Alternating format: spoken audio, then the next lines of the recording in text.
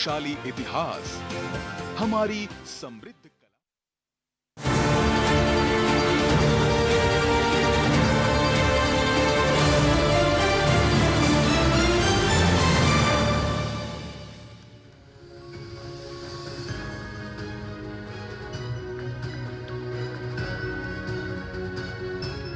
नमस्कार, जनादेश में आप सभी का स्वागत है। हरियाणा और जम्मू कश्मीर की सत्ता पर अगले 5 साल के लिए कौन राज करेगा, इसका फैसला अब से कुछ ही घंटों में हो जाएगा, जब 8 बजे वोटों की गिनती की शुरुआत होगी।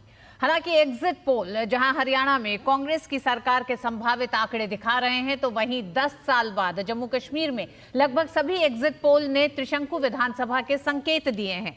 हरियाणा और जम्मू कश्मीर दोनों ही राज्यों की अलग अलग राजनीति में एक दिलचस्प पहलू हो सकता है, जो एग्जिट पोल में भी दिखाई दिया है, वो होगी निर्दलीय और क्षेत्रीय दलों की बड़ी भूमिका। तो बने रहिए डीडी न्यूज के साथ। सबसे सटीक और विश्वसनीय रुझानों और नतीजों के लिए मैं हूं ऋतु वर्मा। मेरे साथ हैं अगले कुछ घंटे मेरे सहयोगी अशोक श्रीवास्तव। शुक्रिया ऋतु। बिल्कुल, आज मंगलवार है और 8 तारीख है। नतीजों का इंतजार सब लोग कर रहे थे और आज वो दिन आ गया, बड़ा दिन आ गया आज। और जैसा ऋतु ने बताया कि 8 बजे वोटों की गिनती शुरू हो जाएगी। अभी तो शुरुआत हुई है, 1 घंटा है, लेकिन पहले जो है कुल मिलाकर अगर देखें तो पहले पोस्टल बैलेट की काउंटिंग होगी और अगले कुछ घंटों में आपको ये तस्वीर साफ हो जाएगी। लेकिन जैसे ऋतु लगातार बता रही है, जो इंटरेस्टिंग बात है वो ये है कि इस बार हालांकि एग्जिट पोल जो है वो साफ तौर पे बता रहे हैं कि एग्जिट पोल जो है हरियाणा में कांग्रेस की वापसी हो रही है। दूसरी तरफ अगर हम बात करें जम्मू कश्मीर की, तो जम्मू कश्मीर में मामला अभी थोड़ा फंसा हुआ है। सुबह का वक्त है, तमाम नेताओं की जो तस्वीरें आ रही हैं, कोई मंदिर जा रहा है, कोई मस्जिद जा रहा है, सब लोग पूजा कर रहे हैं कि आज उनके लिए आज का दिन शुभ हो। लेकिन क्या होगा दिन हम नहीं कह सकते, वोटर्स का के मन में क्या है ये नहीं कह सकते। एग्जिट पोल को लेकर के मैं आपको ये बता दूं कि एग्जिट पोल को लेकर के जैसा मैंने कहा, हरियाणा में कांग्रेस साफ तौर पर वहां वापसी दिख रही है। लेकिन जिस तरह से छत्तीसगढ़ और उसके बाद मध्य प्रदेश में पूरे एग्जिट पोल फेल हो गए, तो उसके बाद कांग्रेस ने एग्जिट पोल के ऊपर चर्चा करने के लिए अपने किसी प्रवक्ता को किसी टेलीविजन चैनल में भेजा नहीं। तो कांग्रेस बहुत फूक फूक के कदम रख रही है। बीजेपी आश्वस्त है कि उसकी वापसी होगी एक बार फिर से हरियाणा में, लेकिन मैंने कहा कि क्या तस्वीर होगी पता नहीं। लेकिन ऋतु, एक इंटरेस्टिंग बात यह है कि ये चुनाव जो हैं ये बड़े इंटरेस्टिंग चुनाव, बड़े इंटरेस्टिंग मोड़ पर हो रहे हैं, क्योंकि अभी जो है 2024 के लोकसभा चुनाव के बाद ये पहले चुनाव हैं। और 24 में जिस तरह से कांग्रेस को एक बूस्ट मिला था, कांग्रेस सोच रही है एक और बूस्ट मिले।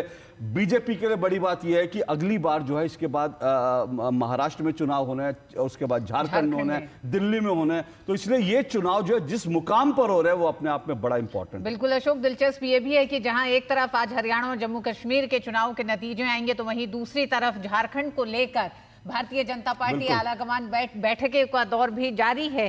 तो देखना दिलचस्प होगा। अगले 1 घंटे में बताएंगे कि किस तरह से मतगणना की तमाम तैयारियां चल रही हैं दोनों ही राज्यों के तमाम केंद्रों में। साथ ही साथ होंगे वो दृश्य भी जो नेताओं के हैं, पूजा पाठ के हैं, इस अपनी एक तरह से अपनी इस जीत के जो दावे हैं वो क्या कह रहे हैं, इस पर भी नजर डालेंगे। लेकिन उससे पहले आइए नजर डालते हैं अभी तक की सुर्खियों पर।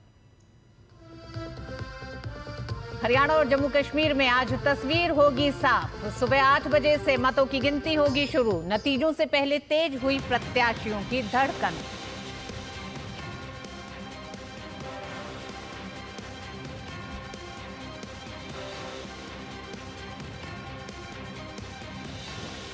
हरियाणा में भाजपा या कांग्रेस कौन मारेगा बाजी? बीजेपी लगाएगी जीत की हैट्रिक या कांग्रेस 10 साल बाद सत्ता में करेगी वापसी?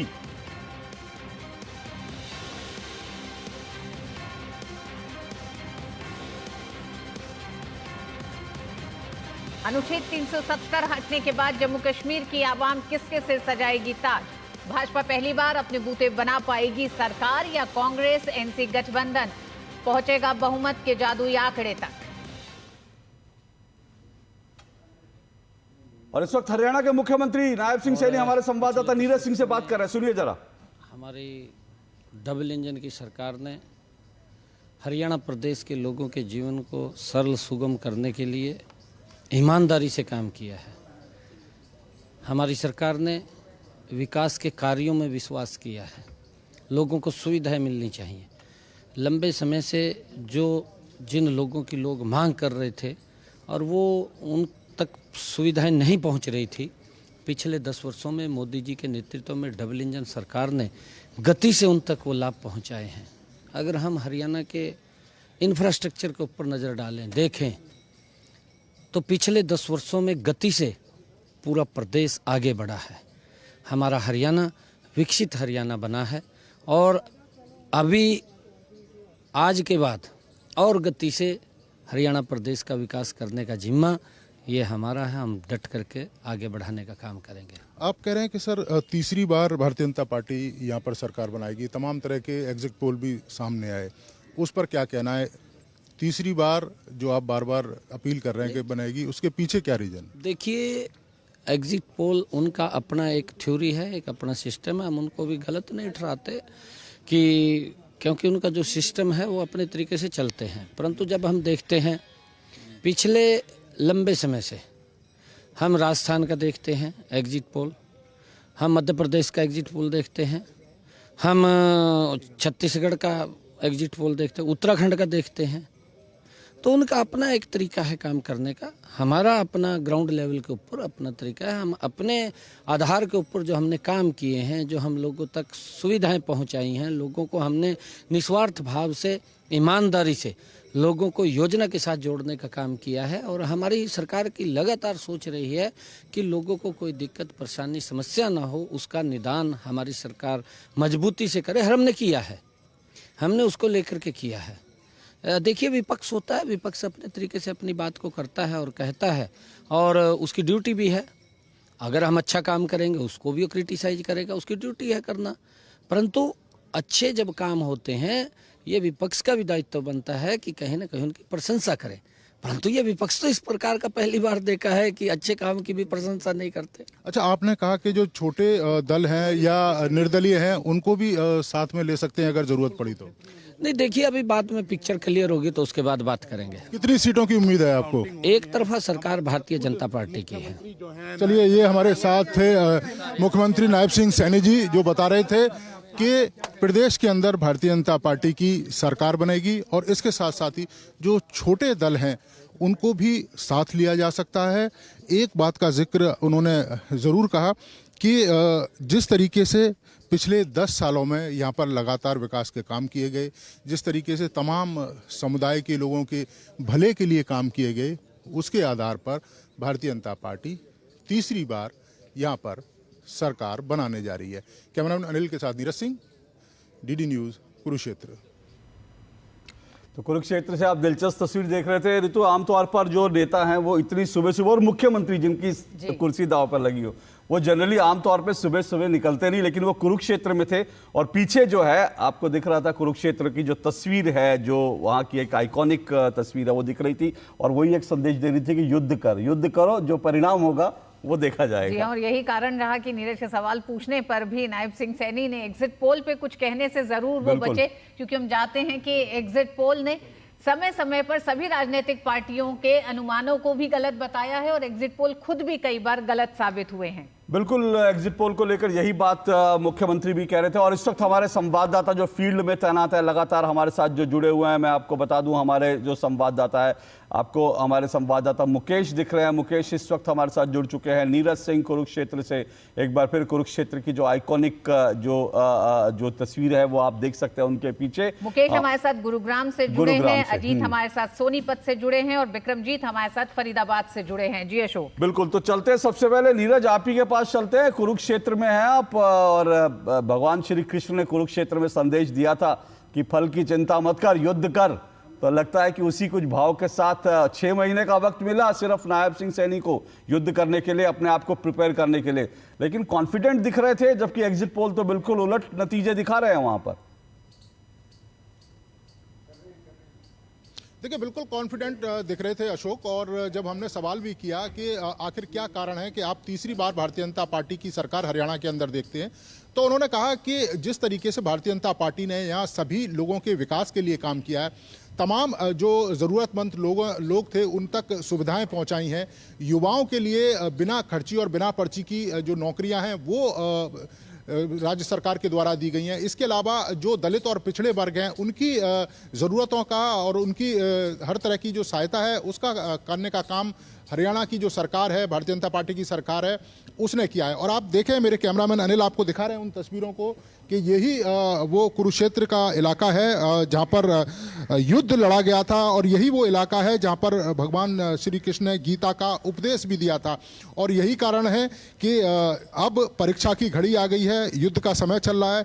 थोड़ी देर बाद ही जो परिणाम है वो सामने आ जाएंगे कि इस हरियाणा के रण को किसने जीता है। लेकिन हाँ, हम ये जरूर कहेंगे कि नायब सिंह सैनी ने एक बात ज़रूर इम्पोर्टेंट कही कि जो छोटे दल हैं, अगर मान लो स्थिति बहुत नज़दीक आती है, बहुत कांटे की आती है, तो छोटे जो दल हैं उनसे भी संपर्क साधा जा सकता है। तमाम जो निर्दलीय हैं, अगर विचारधारा के आधार पर वो सहमति देते हैं तो उनके पास भी भारतीय जनता पार्टी जा सकती है। ये एक बड़ी बात उन्होंने कही है। जहाँ तक 6 महीने का समय बार भी अगर आप इससे देखें तो बीजेपी अपने दम पर पूरी तरह से मेजॉरिटी में उसको सरकार बनाने का मौका नहीं मिला था, इसलिए इस बार भी अगर वो ऐसी उम्मीद कर रहे हैं तो उसमें कुछ गलत बात नहीं है। लेकिन एक बात बड़ी जो है जो मैं देख रहा था, जो कॉन्फिडेंस दिख रहा था मुख्यमंत्री का, जबकि ये दावा किया जा रहा है कि मुख्यमंत्री नायब सिंह सैनी ने अपनी सीट बदली, वो लाडवा से चुनाव लड़ने गए और उनके बारे में कहा जा रहा है कि वो सीट उनको इसलिए बदलनी पड़ी क्योंकि उनको खुद पता था कि वो चुनाव हारे हैं। अब विपक्ष ये कह रहा है कि लाडवा में भी जो है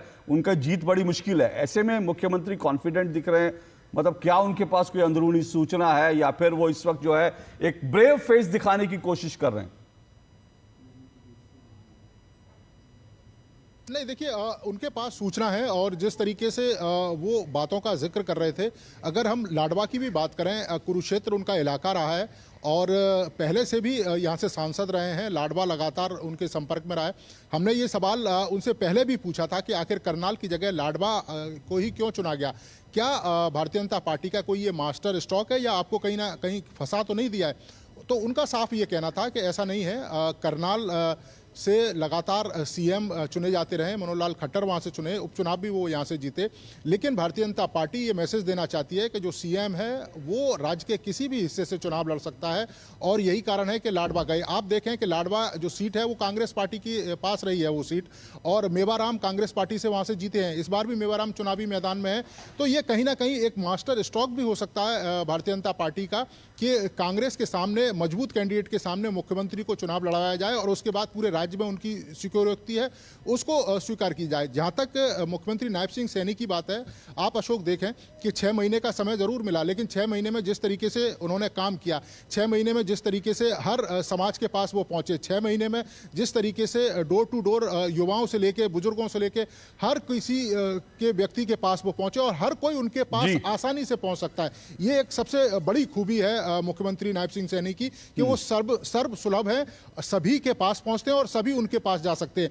कुरुक्षेत्र में उनका घर भी है और लगातार आप देखें कि जनरली जो मुख्यमंत्री रहता है वो मुख्यमंत्री आवास में रहता है, लेकिन वो निकलकर अपने घर पहुंचे रात को ही, और इस तरीके से जनता से भी मिल रहे हैं। तो ये कॉन्फिडेंट बताता है कि अंदरूनी उनके पास रिपोर्ट है, और यही कारण है कि वो कह रहे हैं कि क्लियर मेजोरिटी से भारतीय जनता पार्टी तीसरी बार यहाँ से सरकार बनाएगी। बिल्कुल नीरज, नायब सिंह सैनी काफी एक तरह से आश्वस्त और उन्होंने एक स्ट्रॉन्ग फेस अशोक दिखाया है अपना, जो एक तरह से पहली जो प्रतिक्रिया दी है मतगणना से पहले। मुकेश हमारे साथ गुरुग्राम से जुड़े हुए हैं। मुकेश, यहाँ प्रत्याशी कांग्रेस के प्रत्याशी मोहित ग्रोवर और भाजपा के प्रत्याशी मुकेश शर्मा के बीच कांटे की टक्कर है। जो भी एग्जिट पोल्स अभी तक सामने आए हैं उनमें जिस तरह से कांग्रेस काफी उत्साहित दिखाई दे रही है एग्जिट पोल के जो अनुमान हैं उन्हें लेकर, लेकिन गुरुग्राम से इस लड़ाई को आप किस तरह से देखते हैं पूरे राज्य में आज मतगणना के दिन? अभी तक के रुझान जो अभी तक की जो एक तरह से एग्जिट पोल में जो सामने आ रहा है वो जो तस्वीर दे रही है उससे कितना अलग दिखाई देता है?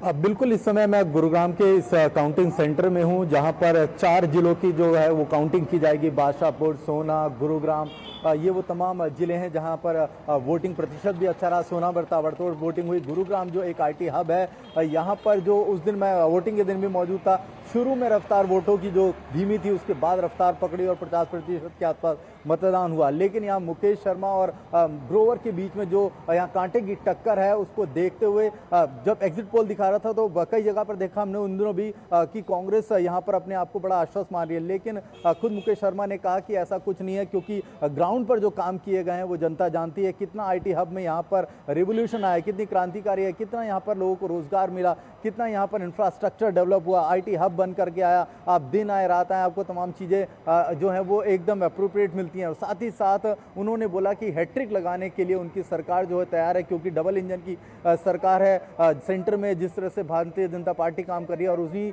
के निर्देश के बाद, उन्हीं के प्लान के एग्जीक्यूशन के बाद यहाँ पर तमाम चीज़ें जो है वो घर घर तक पहुँचाई जा रही है। जो स्कीम है उनको ग्राउंड लेवल पर एग्जीक्यूट किया जा रहा है। ऐसे में जो भारतीय जनता पार्टी है वो लगातार ये मान रही है कि इस बार वो जीत के हैट्रिक लगाए। लेकिन एक दशक से जो कांग्रेस सत्ता से महरूम रही, उनको भी यहाँ इस बार उम्मीद जगी है, क्योंकि एग्जिट पोल ने उनके पक्ष में तस्वीर दिखाई है। तो कहीं ना कहीं उनको खुश होने का एक मौका जरूर मिलेगा। और कुछ देर बाद ये देखिए, इसी काउंटिंग सेंटर से जब लोग यहाँ पर अंदर जाने शुरू हो गए हैं, और सबसे पहले यहाँ पर जब काउंटिंग शुरू होगी और 9 बजे के आसपास यहाँ पर पहले रुझान आने शुरू हो जाएंगे ऋतु, तो उसके बाद तस्वीर साफ हो जाएगी कि एग्जिट पोल किसके पक्ष में जा रहा है। लेकिन अभी यहाँ पर काफी कुछ है। बादशाहपुर से राव नरबीर सिंह की जो किस्मत है उनका भी फैसला होना है। तो तमाम बड़े प्रत्याशी तमाम बड़ी सीटों पर यहाँ चुनाव लड़ रहे हैं और आज उनके जो किस्मत का फैसला होना है। जी, तो गुरुग्राम बेसिकली एक शहरी इलाका, आप जानते हैं दिल्ली से लगा एनसीआर का इलाका है, बड़ी तेजी से डेवलपमेंट हुआ है और उस डेवलपमेंट को लेकर अपने अपने दावे हैं। इसी तरह से फरीदाबाद भी एनसीआर, दिल्ली एनसीआर का इलाका है। विक्रमजीत सिंह के पास चलते हैं। विक्रम, अगर शहरी इलाकों में कहें तो वहां पर अगर इस बार चुनाव में लेकर, क्योंकि इस बार ग्रामीण इलाकों में तो ऐसा लग रहा था कि इस पूरे चुनाव को जो है ये पिछड़े वोट बनाम जाटों के बीच एक तस्वीर देने की कोशिश की गई। शहरी इलाकों में अगर कहें तो इस बार कौन से मुद्दे डोमिनेट करते रहे शहरों में खास करके? देखिए, जो फरीदाबाद है, फरीदाबाद एक औद्योगिक शहर है। यहाँ पर औद्योगिक, लेकिन साथ ही दिल्ली के साथ सटा हुआ इलाका भी है। तो ऐसे में एक पोल्यूशन की समस्या, जाम की समस्या, और जो अंदरूनी क्षेत्र है फरीदाबाद के, उसमें जो सड़क की व्यवस्था है उसको लेकर एक बड़ा मुद्दा था। बाकी जो राज्यों के विषय थे वो तो थे ही थे, लेकिन इसके अलावा जो फरीदाबाद शहर के अपने विषय हैं इसको लेकर भी था। मैं बता दूं कि अमूमन जो है फरीदाबाद जो पूरा जिला है ये बीजेपी के गढ़ के रूप में जाना जाता है। पिछले 3 बार से जो है कृष्णपाल गुर्जर जो है यहाँ से चुनाव जीत रहे हैं लोकसभा का। पिछले 2019 में सबसे ज्यादा लोकसभा में दूसरे नंबर पर रहे थे, जिन्होंने मत प्रतिशत जीते थे पूरे भारत में। उसके बाद जो है हरियाणा में चुनाव हुए, बीजेपी यहाँ अत्यधिक सीटें, कुल 6 सीटें आती हैं फरीदाबाद जिले में, उसमें से ज्यादातर सीटें जो है बीजेपी ने जीती थी। लेकिन जो 2024 के जब लोकसभा चुनाव हुए तो उसमें जो है कृष्णपाल गुर्जर का जो मार्जिन था वो कम हुआ। हालांकि अब जिस प्रकार के रोक रहे हैं आपको नायब सिंह सैनी एक बार फिर जो है सुबह से लगातार वो बने हुए हैं। अभी नीरज ने बात की, क्या कह रहे हैं एक बार सुन लेते हैं मुख्यमंत्री को। हमने चाहे किसान की फसल का खराबा है उसका 100% मुआवजा उस तक देने का काम किया है। हमारा सब्जी का किसान है उसको भावांतर भरपाई देने का काम किया। मेरा बाजरे का किसान है उसको भावांतर भरपाई देने का काम किया है। मेरा सरसों का किसान है उसको उचित मूल्य एमएसपी पर खरीदने का काम हमारी सरकार ने किया है। ऐसा हर वर्ग के लिए हमारी सरकार ने काम किया। गरीब व्यक्ति को हमने मजबूत, प्रधानमंत्री आवास योजना के तहत हमने मकान बना करके देने का काम किया है। हमने इसके साथ साथ 5 लाख रुपए का आयुष्मान कार्ड की उसको कोई चिंता कोई दिक्कत ना आए उसके लिए हमने काम किया है। हमारी सरकार ईमानदारी से पिछले 10 वर्षों के अंदर लगी रही है। आगे भी हम ईमानदारी से हमारी सरकार मजबूती से काम करेगी और हरियाणा में तीसरी बार भारतीय जनता पार्टी की सरकार बन रही है। सर, एग्जिट पोल को लेकर तमाम जो कांग्रेस के नेता हैं वो कह रहे हैं कि ऐसे ही नतीजे आने वाले हैं जैसे एग्जिट पोल आए। अच्छा है जो वो बात सोच रहे हैं, क्योंकि उनको कोई रोक थोड़ी सकता है। एग्जिट पोल ये तो छत्तीसगढ़ में कह रहे थे कि हमारी सरकार बन रही है, मध्य प्रदेश में बोल रहे थे कि हमारी टक्कर है, यही बोल रहे थे कांग्रेस के लोग, कोई और नहीं बोल रहा था। एग्जिट पोल के ऊपर बोल रहे थे, ये एग्जिट पोल के ऊपर बोल रहे थे। हाँ, बोल रहे अच्छा है, खुश हो जाएंगे, परंतु हमने ईमानदारी से काम किया है। हमने ईमानदारी से हरियाणा प्रदेश को, देश को आगे बढ़ाया। नरेंद्र मोदी जी के नेतृत्व में इन्होंने भ्रष्टाचार के अंदर देश को ऊंचाइयों के ऊपर लेकर के गए। हम विकास के मामले में भारतीय जनता पार्टी देश और प्रदेश को ऊंचाइयों के ऊपर लेकर के गई है। हमने बिना क्षेत्रवाद के ईमानदारी से हरियाणा प्रदेश का काम किया। इस बात को लोग एक्सेप्ट करते हैं। जब लोग एक्सेप्ट कर रहे हैं तो भारतीय जनता पार्टी तीसरी बार सरकार बना रही है। सर, कुमारी शैलजा का भी बयान आया, हुड्डा भी कह रहे हैं 60 से अधिक सीटें आ रही हैं। इसके साथ ही वो राहुल गांधी की नेतृत्व की बात कर रही हैं शैलजा की, लगातार राहुल गांधी। देखिए, ये इनका इंटरनल मामला है, वो अपनी क्या उन्होंने अपनी समीकरण लगा रखे हैं, वो अपने समीकरणों को देखें, देख करके फिर बात करें। परंतु उसके साथ साथ वो राजस्थान को भी ध्यान करें, वो मध्य प्रदेश को भी ध्यान करें, छत्तीसगढ़ को भी ध्यान करें, उत्तराखंड को भी ध्यान करें। उन्हें देखना चाहिए। झूठ की राजनीति नहीं चलेगी अब, क्योंकि इन्होंने झूठ की राजनीति चलाई है, शुरू में चली है। हिमाचल में चल गई, कर्नाटका में चल गई, तेलंगाना में चल गई, परंतु उसके बाद नहीं चली। उसके बाद इनको नकार दिया गया, क्योंकि ये लोग झूठ बोल करके लोगों को बरगड़ा करके वोट लेने का काम करते हैं। परंतु अब इनका झूठ नहीं बिकेगा, न चलेगा। भारतीय जनता पार्टी तीसरी बार सरकार बना रही है। लगता है सर ईवीएम पर एक बार फिर सवाल। ये इंटरेस्टिंग एक तस्वीर थी, क्योंकि 6 महीने पहले तक नायब सिंह सैनी को उनके अपने विधानसभा क्षेत्र के बाहर लोग जानते नहीं थे। लेकिन आज जो है वो जिस तरह से मुख्यमंत्री 6 महीने के मुख्यमंत्री रहे, लेकिन आज सुबह से वो लगातार जिस तरह से मीडिया के सवालों का सामना कर रहे हैं। हालांकि एग्जिट पोल उनको दिखा चुका है कि एग्जिट पोल में उनकी सरकार नहीं बन रही है, उसके बावजूद भी वो जिस आत्मविश्वास के साथ मैदान में डटे हुए हैं, वो एक इंटरेस्टिंग तस्वीर है। लेकिन देखना ये दिलचस्प होगा कि जब चुनाव जो है रुझान और नतीजे आने शुरू होंगे, तब जो है उनका ये आत्मविश्वास किस हद तक बना रहता है। विक्रमजीत सिंह, आपके पास आ रहे हैं एक बार फिर से। तो नायब सिंह सैनी बड़े कॉन्फिडेंट दिख रहे हैं, और आप फरीदाबाद में हैं, वहाँ की हवा बताइए। हम लगातार चर्चा कर रहे हैं कि अलग अलग इलाकों में किस तरह की हवा का रुझान किस तरफ है। देखिए, हवा का रुझान तो नतीजों से पता लग पाएगा, लेकिन जो मतदाता का रुझान था यहाँ काफ़ी कम रहा है कंपैरिजन टू अगर इसके अगल बगल के जिले देखें, नूंह देखें या पलवल या गुड़गांवा देखें, तो यहाँ मत प्रतिशत काफ़ी कम रहा है। कुल 6 सीटें इस जिले में आती हैं, लेकिन सबसे ज़्यादा जो मत प्रतिशत तकरीबन जो है यहाँ पर 57% जो है मतदान हुआ है। सबसे कम जो मत प्रतिशत रहा है वो बड़खल विधानसभा सीट पर रहा है, जहाँ 48% के करीब मतदान हुआ है। इसके अलावा फरीदाबाद जो लगातार बीजेपी सीट जीत रही है, वो जो है वहाँ पर तकरीबन जो है 55% के आसपास जो है मतदान हुआ है। तो ऐसे में कुल मिलाकर देखा जाए कि बीजेपी ने यहाँ पर अपने प्रत्याशी भी जीतने के लिए बढ़े, क्योंकि पिछली बार बीजेपी यहाँ से मैक्सिमम सीट बीजेपी ने यहाँ से जीती थी। इस बार बीजेपी अपनी उसी पिछली जीत को ही दोहराने के लिए जो है अपने प्रत्याशी भी बदले हैं। हालांकि कई ऐसी सीट हैं जहां पर कि निर्दलीय कड़ी टक्कर दे रहे हैं कांग्रेस और बीजेपी के उम्मीदवारों को, लेकिन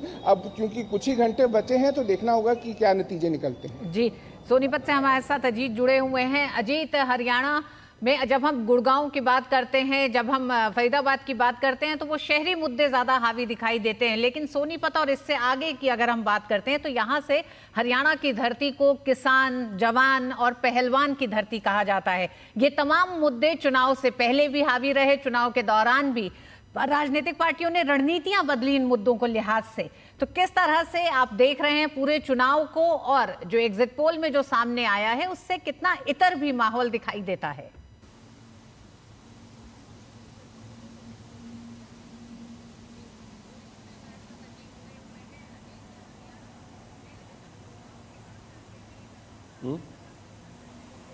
अजीत, आप ऋतु का सवाल सुन पाए? जी, ऑडियो नहीं आ रहा। नहीं, अजीत के पास आवाज़ लगता है पहुंच नहीं रही। अजीत, हम आपका ऑडियो जरा ठीक करवा के एक बार फिर आपके पास आते हैं। सोनीपत में अजीत जुड़े हुए हैं, और हमारे साथ इस वक्त स्टूडियो में 2 मेहमान भी जुड़े हुए हैं। हमारे साथ वरिष्ठ पत्रकार अदिति टंडन जुड़ी हुए हैं, और साथ साथ मदन मोहन जेड़ा जुड़े हुए हैं। दोनों मेहमानों का बहुत बहुत शुक्रिया। सुबह सुबह मंगलवार के दिन 8 तारीख महत्वपूर्ण दिन है। अदिति, 2 राज्यों के चुनाव नतीजे, क्या लग रहा है कितने इंपॉर्टेंट है ये चुनाव? क्योंकि पहले समझना बड़ा ज़रूरी है, क्योंकि विधानसभा चुनाव है और छोटे राज्य हैं, दोनों जगह 90 विधानसभा सीटें हैं, पर दाव पर शायद बहुत कुछ लगा है। क्या कहेंगे आप? दाव पर आपने बिल्कुल ठीक कहा, बहुत कुछ लगा है। जम्मू कश्मीर से शुरू कीजिए, जो भारत का क्राउन है जिसको कहते हैं, तो वहाँ पर हम जानते हैं अशोक जी की 2014 के बाद ये पहला चुनाव है। आर्टिकल 370 और 35A हटने के बाद ये पहला चुनाव है। और एक और इम्पॉर्टेंट बात जो जम्मू कश्मीर में है वो ये है कि आवाम को पहली बार एक पीसफुल और वायलेंस फ्री इलेक्शन का माहौल मिला है।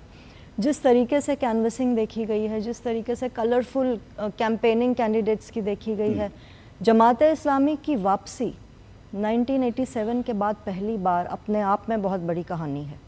वो शायद हम आगे डिस्कस कर पाएंगे। वो जमात इस्लामी जो इतने समय तक कहता था कि लोकतंत्र में वोट देना हराम है, आज वो जो है खुद जो है चुनाव में उतरा था।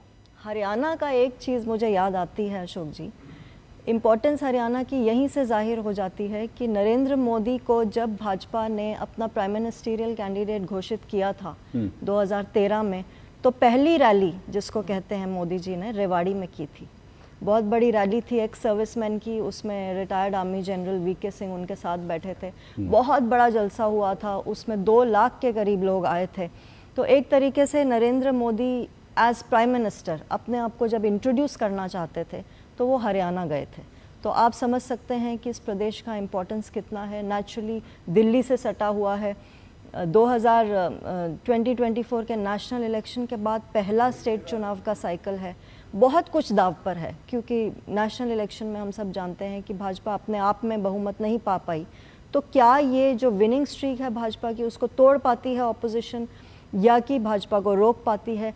इंडिया पार्टीज़ के लिए बहुत बड़े स्टेक्स हैं, हम सब जानते हैं, क्योंकि नॉर्थ में हिमाचल ये लोग जीत चुके हैं, कांग्रेस पहले जीत चुकी है, और उसके बाद अभी ये बहुत बड़ा प्रदेश होगा। पंजाब में अच्छा प्रदर्शन लोकसभा में किया था इंडिया पार्टीज़ ने, कांग्रेस और आम आदमी पार्टी ने।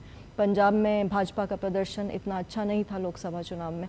तो मतलब क्योंकि 2024 के बाद ये पहला चुनाव है हरियाणा और जम्मू कश्मीर का, तो एक नेशनल इलेक्टोरेट का भी ट्रेंड नज़र आएगा। और जाहिर सी बात है, अगर ऑपोजिशन जीतती है, कांग्रेस जीतती है यहाँ पर, और नेशनल कॉन्फ्रेंस और कांग्रेस और पीडीपी जम्मू कश्मीर में कुछ धाक जमा पाती है, वो जाहिर सी बात है इसको anti BJP vote, anti BJP sentiment करके कहेंगे।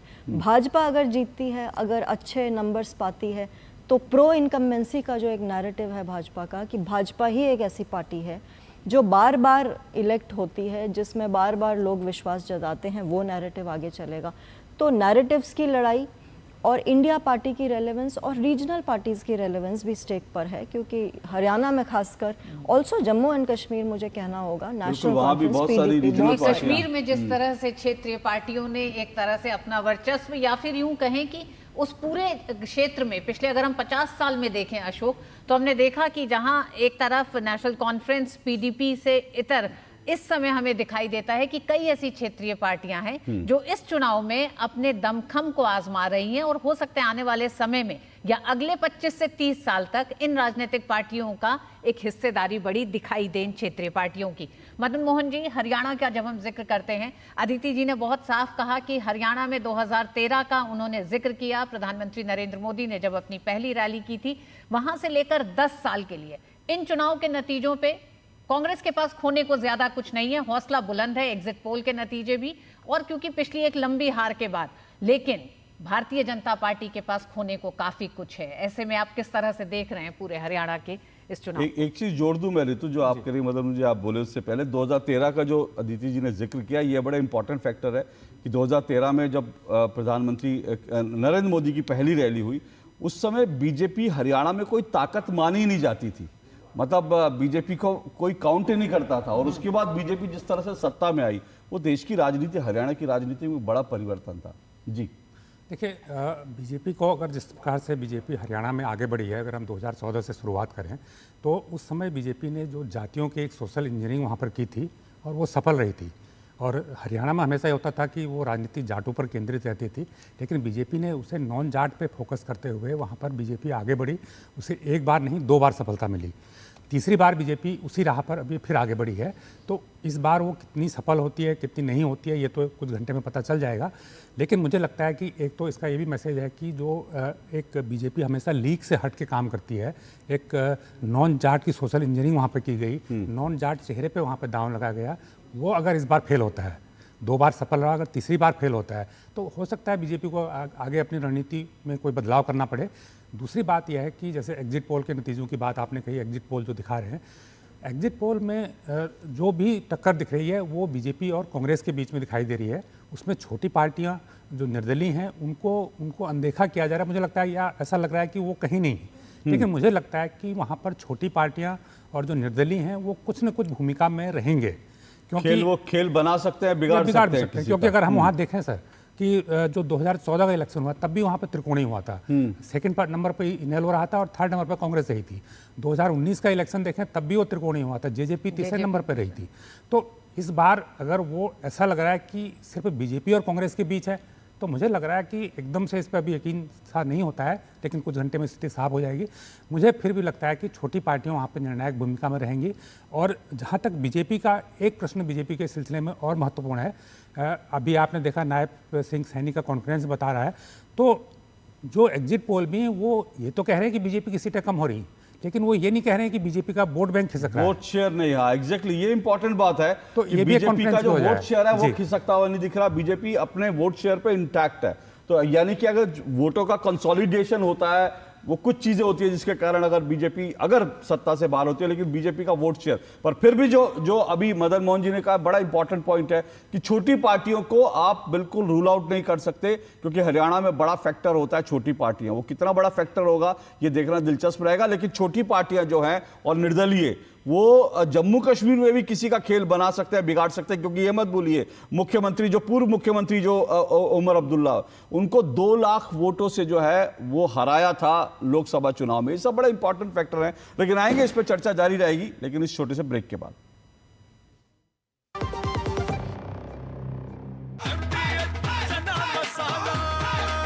अब छोलिया हो या लोबिया, सफेद चने या काले चने, सब कुछ मजेदार बने। हाथ धोकर आप यहाँ साबुन की जगह हैंड वॉश। मोहन का प्रमोशन हो गया क्या? सैवलॉन हैंड वॉश तो हमारा रोज का है। सिर्फ 10 रुपए में 200 ml हैंड वॉश बनाओ। Savlon powder to gel hand wash, germ से बचाए, शान बढ़ाए। काट। सुरक्षा की गारंटी हर चीज में जरूरी है, चाहे वो मुश्किल स्टंट हो या अच्छी फसल। इसलिए ले आइए IIL के ट्रैक्टर ब्रांड का शिनबार, जो देता है सुंडी और ट्रिप से सुरक्षा की गारंटी। वो मिस्टर विकास की फाइल आप पॉलिसी बाजार।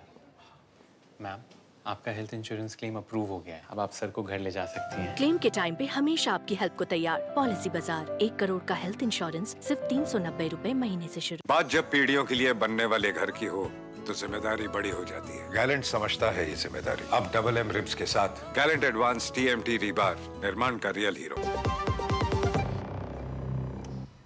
चलो जनादेश आप देख रहे हैं, और 2 राज्यों की विधानसभा चुनाव के परिणाम अब से कुछ ही देर में आने शुरू हो जाएंगे। सिर्फ आधे घंटे बाद वोटों की गिनती शुरू हो जाएगी, रुझान हमें मिलने शुरू हो जाएंगे। 2 राज्य हैं, जम्मू कश्मीर और हरियाणा, दोनों बड़े इंपॉर्टेंट राज्य हैं, छोटे राज्य हैं। 90-90 सीटें जो है दांव पर है, लेकिन इसके बावजूद इन चुनाव नतीजों का राष्ट्रीय फलक पर भी, राष्ट्रीय परिदृश्य पर भी बहुत असर पड़ेगा, ऐसा माना जा रहा है। इसलिए सबकी निगाहें इन नतीजों पर लगी रहेंगी और हम आपको लगातार अपडेट दे रहे हैं। और जैसा मैंने कहा, आधे घंटे बाद वोटों की गिनती शुरू हो जाएगी। इस वक्त हमारे ग्राउंड पर तमाम रिपोर्टर्स जो लगातार वहां की नब्ज टटोल रहे थे, वो भी हमारे साथ जुड़े हुए हैं। स्टूडियो में हमारे साथ मेहमान भी जुड़े हुए हैं, और हमारे साथ गौतम जुड़े हुए हैं श्रीनगर से, रमा हमारे साथ जुड़ी हुई है श्रीनगर से, और हमारे संवाददाता धीरज जो है, माफ कीजिए, हाँ हमारे संवाददाता धीरज जो हैं वो इस वक्त हमारे साथ जुड़ रहे हैं सीधा जम्मू से। धीरज, मैं पहले जम्मू पर आता हूं, क्योंकि यूं तो जम्मू कश्मीर चुनाव की बात होती है तो हमेशा कश्मीर की बात होती है, चर्चा कश्मीर की होती है। लेकिन अभी मैं सुबह ये देख रहा था कि जिस तरह से रविंद्र रैना वो ये कह रहे थे कि जम्मू क्षेत्र में जो 43 सीटें हैं उनमें से 30-35 सीटें वो जीतने का दावा कर रहे हैं। पिछली बार इतनी सीटें नहीं थी, लेकिन बीजेपी को 25 सीटें मिली थी, और वो उसके दम पर जम्मू में जो उनको जीत मिलेगी उसके दम पर वो सरकार बनाने का दावा कर रहे हैं। क्या लगता है कि जम्मू क्या बीजेपी के साथ इस बार भी खड़ा दिखता है, या कांग्रेस ने जम्मू में बीजेपी की जो जमीन है वो हिलाने में कामयाबी पाई है?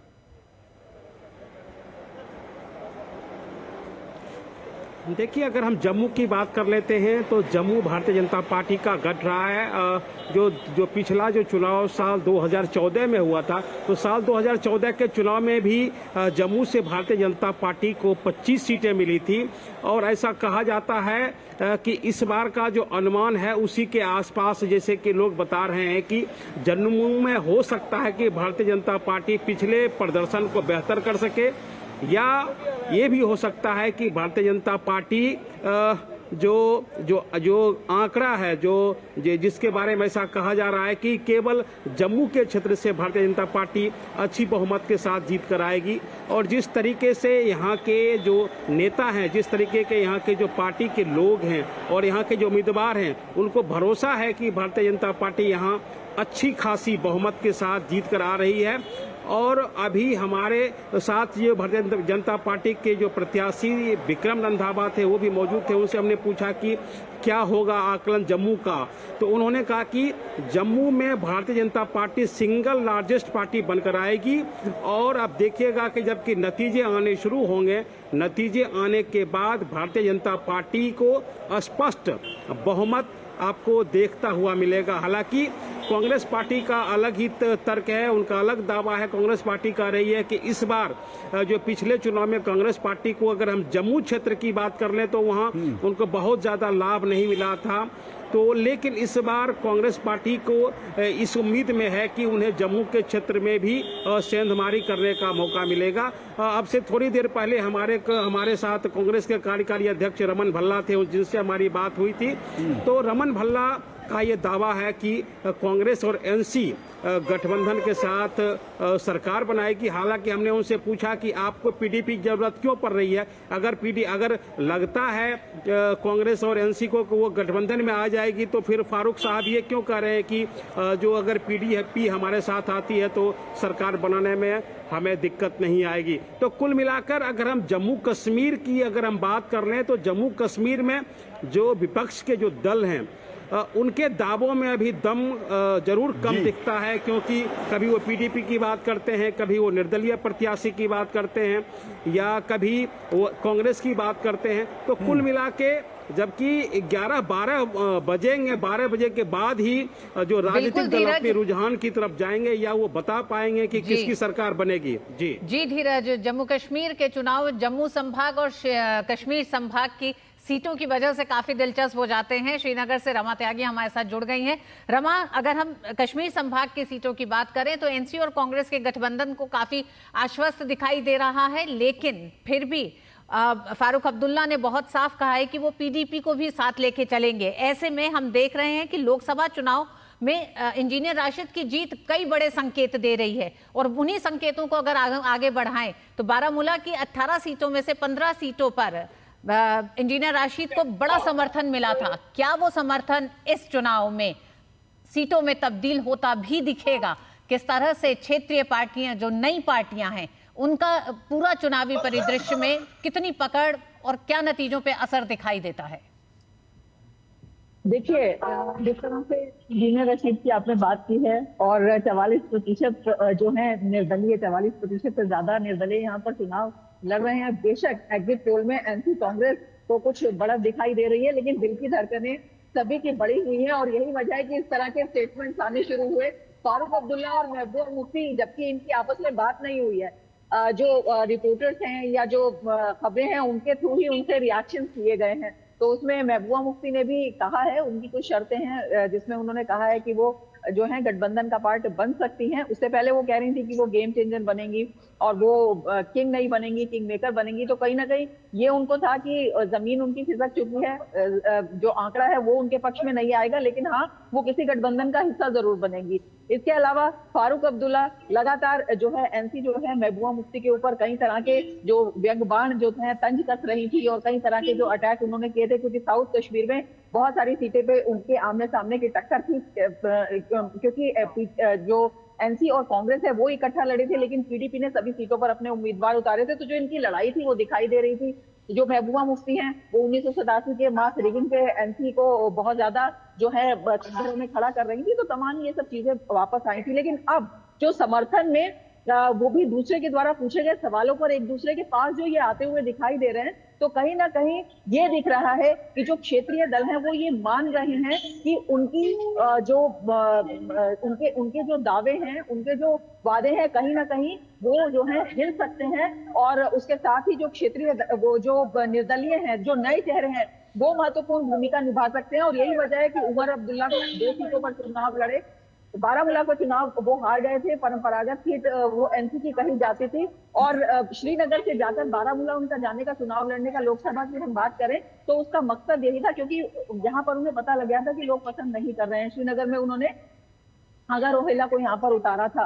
तो जो ये कहीं ना कहीं ये स्पष्ट जो है ये होता जा रहा है, और ये डर है, इसी वजह से लग रहा है कि किसी तरह से अगर जो है एग्जिट पोल है, एग्जिट पोल में नहीं बदलता है तो किस तरह से जुगत बनाई जाए और किस तरह से जो तमाम परिस्थितियां हैं उसमें जो अपना आंकड़ा साबित करके जो है सरकार जो बनाने के लिए आगे बढ़ा जाए, वो यहाँ पर काफी दिखाई दे रहा है। और बड़ी बात यह है कि यहाँ पर एमपी तमाम जो क्षेत्रीय दल भी हैं, उन्होंने कई जगहों पर लोकसभा चुनाव के बाद जो है अपने पुराने चेहरों को हटाकर नए चेहरे जो हैं मैदान में लाए। तो जो नए चेहरों की बात कश्मीर में कही जा रही है वो यहाँ पर जो है दिखाई देती है कि वो जरूर कुछ ना कुछ असर डालेगी। और उन्हीं के जो पुराने चेहरे हैं वो उन्हें तमाम सीटों पर टक्कर दे रहे हैं। हर सीट पर बहुकोणीय लड़ाई है, तो बहुत ही इंटरेस्टिंग जो है नए चेहरे पुराने चेहरे लड़ाई बहुकोणीय है। सवाल सबसे बड़ा ये है, और जिस तरह से फारूक अब्दुल्ला का बयान आया उससे ये तो तय है कि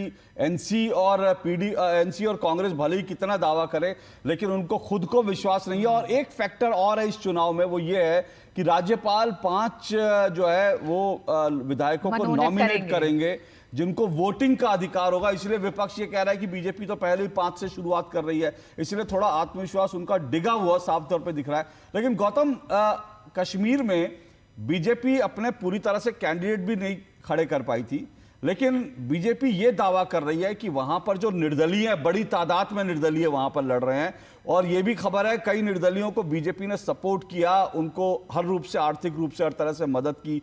कुछ छोटी पार्टियां बीजेपी अब कह रही है, चुनाव के समय तो नहीं कह रही थी लेकिन अब बीजेपी कह रही है हमारी कई मित्र जो पार्टियां हैं छोटी छोटी, हम उनके साथ कश्मीर में जो है एक मैंडेट लेकर के जम्मू से सीटें मिलेंगी वो बना लेंगे।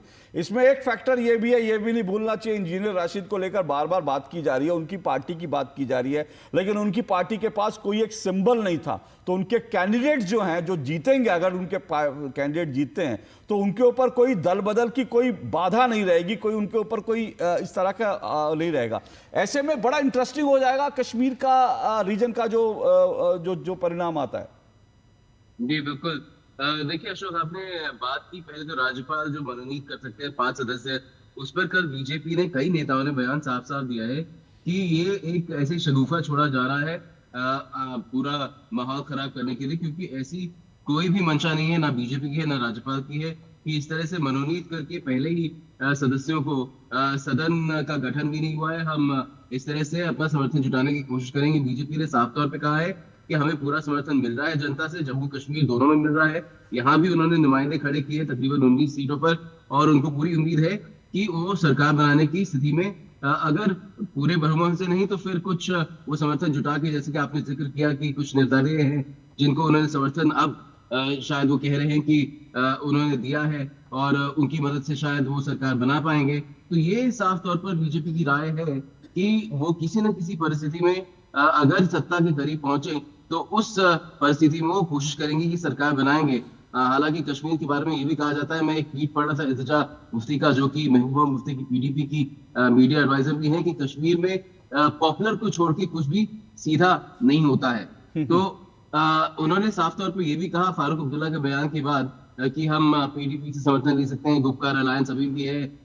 तो इल्तिजा मुफ्ती ने यह भी साफ कर दिया कि नतीजे आने के बाद ही हम किसी सेक्युलर फ्रंट को, किसी सेक्युलर गठबंधन को समर्थन देने पर विचार करेंगे। तो अभी जो भी ओवरचर्स हुए हैं, कुछ एक फीलर भेजा गया, हालांकि बातचीत फारूक अब्दुल्ला ने खुद कहा कि मेरी महबूबा मुफ्ती से बात नहीं हुई है, मैंने सिर्फ बयान पढ़े हैं, देखे हैं, तो उनके हिसाब से मैं कहता हूँ अगर अच्छा होगा वो हमें समर्थन देंगे।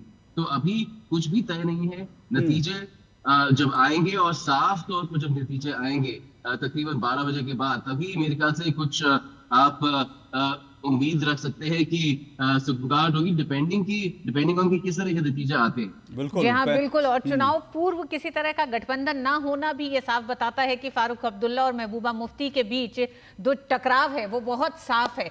अदिति, जिस तरह से हम पूरे चुनाव को देख रहे हैं, और अगर कश्मीर संभाग की हम बात करें तो एक तरफ आवामी इत्तेहाद पार्टी, इंजीनियर राशिद की पार्टी, जिसमें तकरीबन 34 से ज्यादा उम्मीदवारों को निर्दलीय के तौर पर उतारा है इंजीनियर राशिद ने। वहीं दूसरी पार्टी जमाते इस्लामी ने 10 निर्दलियों को समर्थन दिया है। अल्ताफ बुखारी जम्मू कश्मीर अपनी पार्टी यानी पीडीपी के ये पहले नेता थे, 2020 में अपनी पार्टी बनाई। इसी के साथ पीसी पार्टी, इन तमाम क्षेत्रीय पार्टियों को अब आप 2019 के बाद 10 साल के 14 के बाद, जब ये 10 साल के बाद चुनाव हो रहे हैं, 19 में 370 हटा, कितने बड़े बदलाव के तौर पर इस राजनीति को आप देख रही हैं? देखिए, बहुत ही इम्पोर्टेंट फैक्टर है वैली की राजनीति में। जम्मू तो क्लियर रहा है, डायरेक्ट कॉन्टेस्ट रहा है कांग्रेस और भाजपा में for a very long time. लेकिन अगर आप वैली की बात करें तो रिकॉर्ड नंबर ऑफ इंडिपेंडेंट्स इस बार फ्रेम में हैं। और अगर आप भाजपा के नेताओं से प्राइवेटली बात करें तो वो भी एडमिट करते हैं कि ये किस करवट बैठेगा इलेक्शन। क्योंकि देखिए, ये पहला इलेक्शन है, जैसा कि मैंने कहा। हमने देखा है एक ऐसा भी दौर ऋतु जी जम्मू कश्मीर में वैली में, जहां नेशनल कॉन्फ्रेंस के कैंडिडेट्स महज 10% से भी कम वोट्स पर इलेक्ट होकर आते रहे। लेकिन जब वोटिंग परसेंटेज वैली में 67%, 68% पे जा रही है तो क्या हो रहा है, किसको वोट मिल रहा है? ये पहली बार है कि आम आवाम की जो, जैसे आप वैली का सेंटिमेंट को अगर मैं देखूं तो जमाते इस्लामी के लोग हों या इंजीनियर राशिद के सपोर्टर्स हों, उनके साथ सिंपैथी है। उन्होंने ये दिखाया लोकसभा चुनाव में बारामूला में सज्जाद लोन और उमर अब्दुल्ला को हरा के। इंजीनियर राशिद जेल से इलेक्शन लड़के भी जीत गए, उनका बेटा वहाँ कैंपेन करके भी जितवा गया अपने फादर को। तो जब इंडिपेंडेंस फ्रेम में हों और ये ऐसी वॉइसेस हैं जिन्होंने बहुत सालों तक तो सेपरेटिज्म की भाषा बोली, अब वो जब मेन स्ट्रीम में आते हैं और बहुत सारे लोग उनसे अपने आप को जुड़ा हुआ मानते हैं, तो क्या वो वोट नहीं काटेंगे? जाहिर सी तो बात है कि वोट काटेंगे। आप कुलगाम का एग्जाम्पल ले लीजिए, जहां सीपीएम के यूसुफ तारिगामी 1996 से लगातार 86 से शायद लगातार जीत रहे। हाँ। अब इस बार जमाते इस्लामी का एक कैंडिडेट वहां फ्रेम में है, तो ऑब्वियस है कि एप्पल कार्ट अपसेट होने वाला है। अब किसको उसका फ़ायदा होगा? भाजपा यही देख रही है कि फ़ायदा किसको होगा। ट्रेडिशनल प्लेयर्स का ज़मीन जो है वो खिसकेगा। नेशनल कॉन्फ्रेंस, पीडीपी, कांग्रेस आपस में वैली की सीट्स हमेशा बांटते रहे हैं। जब कोई तीसरा चौथा फैक्टर आएगा तो ऑब्वियस सी बात है कि ट्रेडिशनल कंजर्वेटिव पार्टीज़, जो कन्वेंशनल माइंडसेट है वैली का, वो बदलेगा।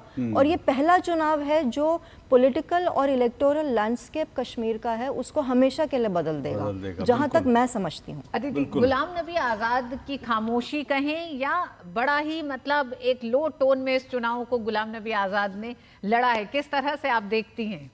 आज़ाद साहब बहुत ही बड़ी मिस्ट्री बने हुए हैं सबके लिए। समझ नहीं आ रहा कि वो खुश हैं कि दुखी हैं। और हमने देखा कि उनकी डेमोक्रेटिक प्रोग्रेसिव आज़ाद पार्टी के बहुत से लोग तो कांग्रेस में चले गए। और एक टाइम तो ऐसा भी आया था ऋतु जी कि ये चर्चा चल पड़ी थी कि शायद गुलाम नबी आज़ाद भी कांग्रेस में जा रहे हैं। लेकिन फिर उन्होंने एक वक्तव्य जारी करके ये कहा कि कांग्रेस के ही मेरे दोस्त हैं जो ये अफवाह फैला रहे हैं। देखिए, गुलाम नबी आज़ाद को आप कम्प्लीटली डिस्काउंट नहीं कर सकते। उनका एक अपना बेस है जम्मू के रीजन में, और उस वैली में जहाँ से वो आते हैं वहाँ उनका वर्चस्व है। ऐसा मान रही है उनकी पार्टी कि हालांकि बहुत कैंपेन उन्होंने नहीं किया, उनकी तबीयत भी ख़राब रही, लेकिन 2 से 3 सीटें वो मान रहे हैं कि उन्हें मिलेगी। और वो भाजपा की फ्रेंडली पार्टी है, वो जग जाहिर है, उसमें कोई नई बात नहीं है। अगर कुछ ऐसा होता है, ज़रूरत पड़ती है, तो आज़ाद साहब की पार्टी भाजपा को समर्थन दे सकती है। और क्योंकि जम्मू से आते हैं वो, तो नेचुरली जम्मू, देखिए जम्मू एक बड़ा इंटरेस्टिंग डिवीज़न है ऋतु। जम्मू में 43 सीट्स में से 11 सीट्स मुस्लिम बाहुल्य हैं। तो जब शुरुआत करती है भाजपा अपनी इलेक्टोरल अरिथमेटिक की, तो ये 11 सीटों को काट के करती है, क्योंकि वहाँ उनका हमेशा से ट्रेडिशनली, हिस्टोरिकली बहुत ज़्यादा उनका प्रभाव नहीं रहता। हम जानते हैं किन वजहों से। तो शुरुआत ही 32 से करते हैं, तो 32 से वो अपने आप को आंकते हैं। अब अगर इंटरनल सर्वेज आप भाजपा के देखें तो वो तो ये कह रहे हैं कि हमें 30 सीटें जम्मू में मिल रही हैं, जो एक बहुत बड़ी किक स्टार्ट है।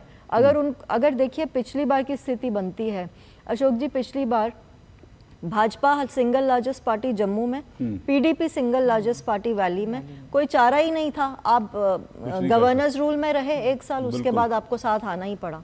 तो चर्चा तो ये भी है कि क्या नेशनल कॉन्फ्रेंस मजबूरी में, अगर ऐसा कोई स्थिति पैदा होती है कि जम्मू और वैली में अलग अलग पार्टीज को बहुमत मिलती है, तो क्या नेशनल इंटरेस्ट में, स्टेबिलिटी के इंटरेस्ट में फारूक अब्दुल्ला आ सकते हैं क्या भाजपा के साथ? वो काम कर चुके हैं ना। वो चर्चाएं दरअसल इसलिए भी है क्योंकि फारूक अब्दुल्ला, उमर अब्दुल्ला दोनों एनडीए का हिस्सा रह चुके हैं, मंत्री रह चुके हैं, पीडीपी जो है वो सरकार बना चुकी है, ये सारी चीज। लेकिन बड़ा जो फैक्टर है वो ये है कि 370 हटने के बाद जिसको लेकर एनसी ने और पीडीपी ने अपना कोर इशू बनाया था, उसके बाद वो इन पार्टी इस बीजेपी के साथ हाथ मिलाएंगी नहीं मिलाएंगी, ये एक बड़ा फैक्टर है।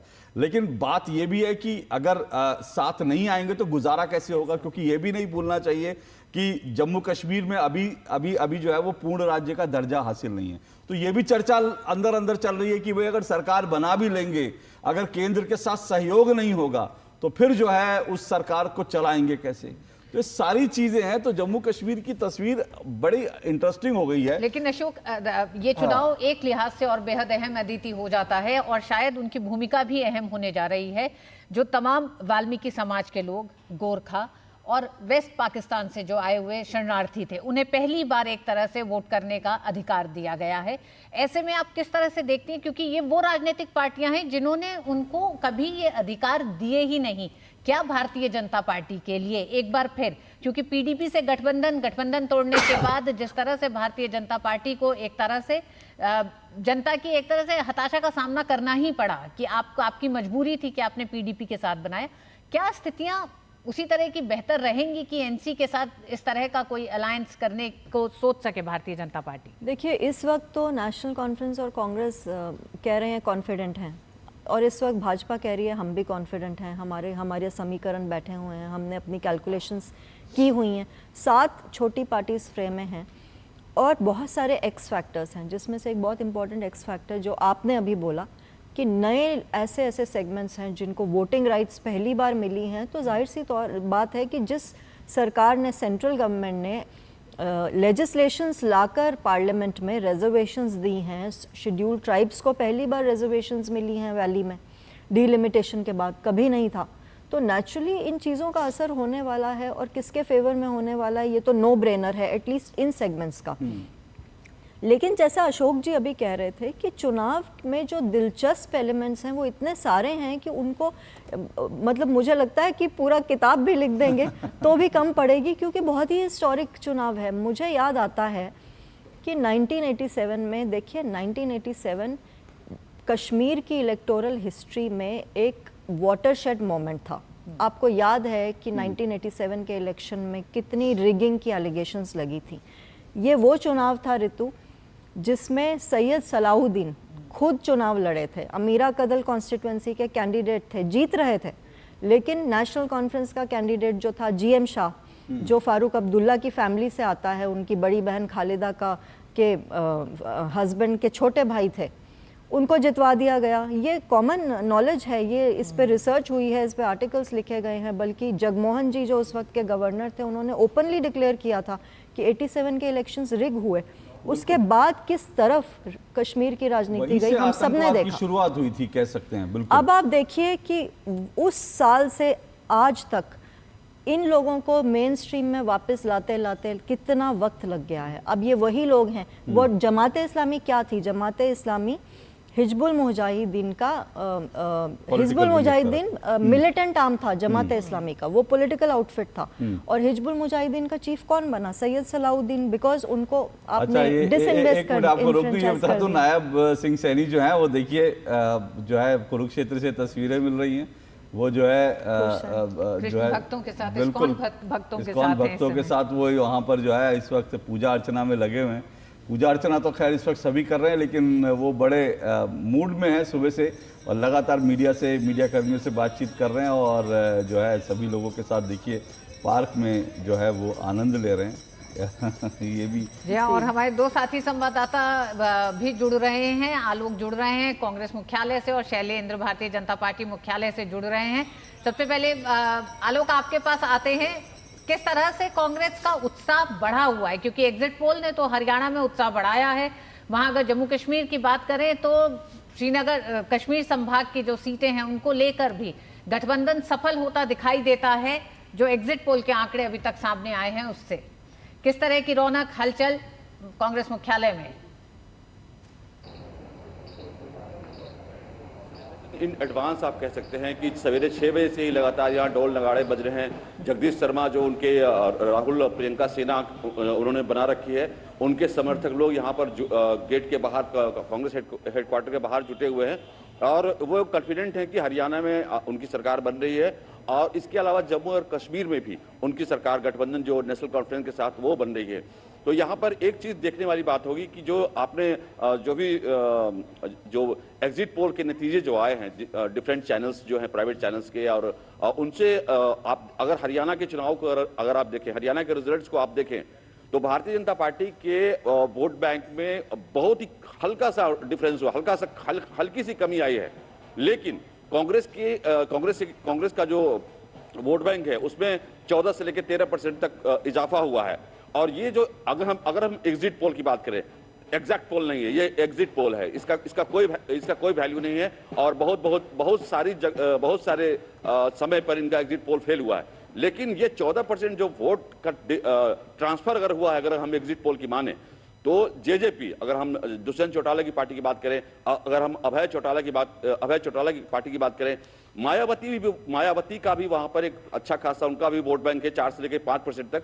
तो अब देखना यह होगा कि मायावती का वोट परसेंट क्या इंटैक्ट रह पाया है 4%, क्या जेजेपी का वोट इंटैक्ट रह पाया है। अगर इनका वोट इंटैक्ट रहा है तो ये जो एग्जिट पोल की अगर बात करें, जो परिणाम की हम बात करें, जो हम डिफरेंट चैनल्स में हमने देखा है, तो ये गड़बड़ हो सकता है। तो 8 बजे के बाद जब शुरुआती रुझान देखने को आएगा और उसके बाद 10 से लेकर 11 बजे तक सारा कुछ मामला जो स्पष्ट हो जाएगा, वो देखना होगा। लेकिन जम्मू और कश्मीर की अगर हम बात करें, अगर अब यही बात जेजेपी का वोट अगर ट्रांसफर हुआ है कांग्रेस में, अगर अभय चौटाला का वोट ट्रांसफर हुआ है कांग्रेस में, तो वहां अगर एग्जिट पोल की माने तो जम्मू और कश्मीर में महबूबा मुफ्ती जो एक बहुत बड़ी फैक्टर थी पिछले चुनाव में, उनका वोट अगर ट्रांसफर हो गया है एनसी और कांग्रेस में, तब जो एग्जिट पोल जो दिखा रहा है वो सही हो सकता है। लेकिन अगर उनका वोट ट्रांसफर नहीं हुआ है तो जो एग्जिट पोल के नतीजे हैं वो सही नहीं होंगे। हमारे जो हमने देखा है चुनाव को, जो हमने पढ़ा है चुनाव को, या राज्यों के चुनाव को हमने देखा है, राष्ट्रीय चुनाव को देखा है, तो ये बहुत ही इंटरेस्टिंग है। और मैडम जो अभी बता रही थी कि जिस तरीके से जीएम शाह को वहां पर 1987 में लाया गया था और फारूक अब्दुल्ला की सरकार को बर्खास्त किया गया था, एक तरह से रिगिंग हुआ, भयानक रिगिंग हुई थी। और उसके बाद से जम्मू एंड कश्मीर की स्थिति, जब जीएम शाह को थोपा गया, और जीएम शाह पाकिस्तान परस्त थे ऐसा कहा जाता है, और उसके बाद से ही जम्मू कश्मीर की स्थिति खराब हुई है और आज तक वहां के निवासी या वहां के लोग झेल रहे हैं। और ये बहुत बड़ा आलोक एक बात मैं यहाँ पे जोड़ दूं कि जो आप कह रहे हैं ना कि पीडीपी का वोट बैंक शिफ्ट, अभी जैसे अदिति जी हम बात कर रहे थे, सवाल ये नहीं कि शिफ्ट होगा कि नहीं, सवाल ये कि इतना बड़ा वोट, नया वोट जो है वो कहां जाएगा। कुछ शिफ्ट होने का बहुत बड़ा फैक्टर नहीं पड़ेगा, क्योंकि जम्मू कश्मीर में जहां 67% वोटिंग हुई है, और 87 की हम जो लगातार बात करते हैं ना, जब भी मैं कश्मीर में गया, जब भी चुनाव में गया, लगातार वहां पर एक बड़ा फैक्टर था, लोग वोट नहीं देते थे। वो ये कहते थे कि भाई वोट किसी को भी डालो, तय तो दिल्ली करेगा, इसलिए लोग वोट देने नहीं निकलते थे। लेकिन इस बार हुआ यह है कि लोगों को यह भरोसा है कि वो जहां वोट डालेंगे वोट वहीं गिरेगा। तो ये जो भरोसा जीता है केंद्र सरकार ने और चुनाव आयोग ने, उसके कारण बड़ी तादाद में वोट लोग करने के लिए निकले, और ये बड़ा फैक्टर है। वोट वहां पे शिफ्ट होना बड़ा फैक्टर नहीं होगा मेरे ख्याल से। वहां बड़ा फैक्टर ये होगा जो लोग पहली बार वोट दे रहे हैं, जो लोग इतनी बड़ी भारी तादाद में निकले, वो किस तरफ जाएगा, वो एक बड़ा फैक्टर होगा। लेकिन हम शैलेंद्र के पास जाए उससे पहले कुमार आलोक, एक छोटी सी बात और, हम लगातार हम एग्जिट पोल की बात कर रहे हैं, लेकिन कांग्रेस ने एग्जिट पोल में इस बार अपने प्रवक्ताओं को भेजा नहीं। और मेरी कांग्रेस के एक सूत्र से बात हो रही थी, उन्होंने कहा कि छत्तीसगढ़ में और मध्य प्रदेश में जो कुछ हुआ उसके बाद वो एग्जिट पोल में भेजना उचित नहीं समझ रहे, क्योंकि उनको समझ में नहीं आ रहा कि कुछ भी हो सकता है। बिल्कुल सही कहा आपने। आप अगर देखें कि जिस तरीके से मध्य प्रदेश में जो चुनाव हुआ था विधानसभा का, एक तरह से कांग्रेस यहाँ पे, मैं कांग्रेस मुख्यालय में था और कांग्रेस जब काउंटिंग के पहले एक गजब उत्साह था कि मध्य प्रदेश में तो और इस वक्त हम बता दें, एक मिनट कुमार आलोक आप जारी रखिएगा, लेकिन एक दिखा दें, ये तस्वीर दिखा दें, इंपॉर्टेंट है। स्ट्रांग रूम जो है उसके ताले खुल रहे हैं, क्योंकि सिर्फ 2 मिनट बाकी है मतगणना की शुरुआत में, और एक तरह से प्रक्रिया की शुरुआत होने जा रही है। तो ताले खुल गए हैं, और अब किसकी किस्मत का ताला खुलेगा ये तो देखना पड़ेगा। लेकिन स्ट्रांग रूम के जो ताले हैं वो खुल रहे हैं, और उसके साथ ही वोटिंग की प्रक्रिया, काउंटिंग की प्रक्रिया शुरू हो जाएगी। जी कुमार आलोक।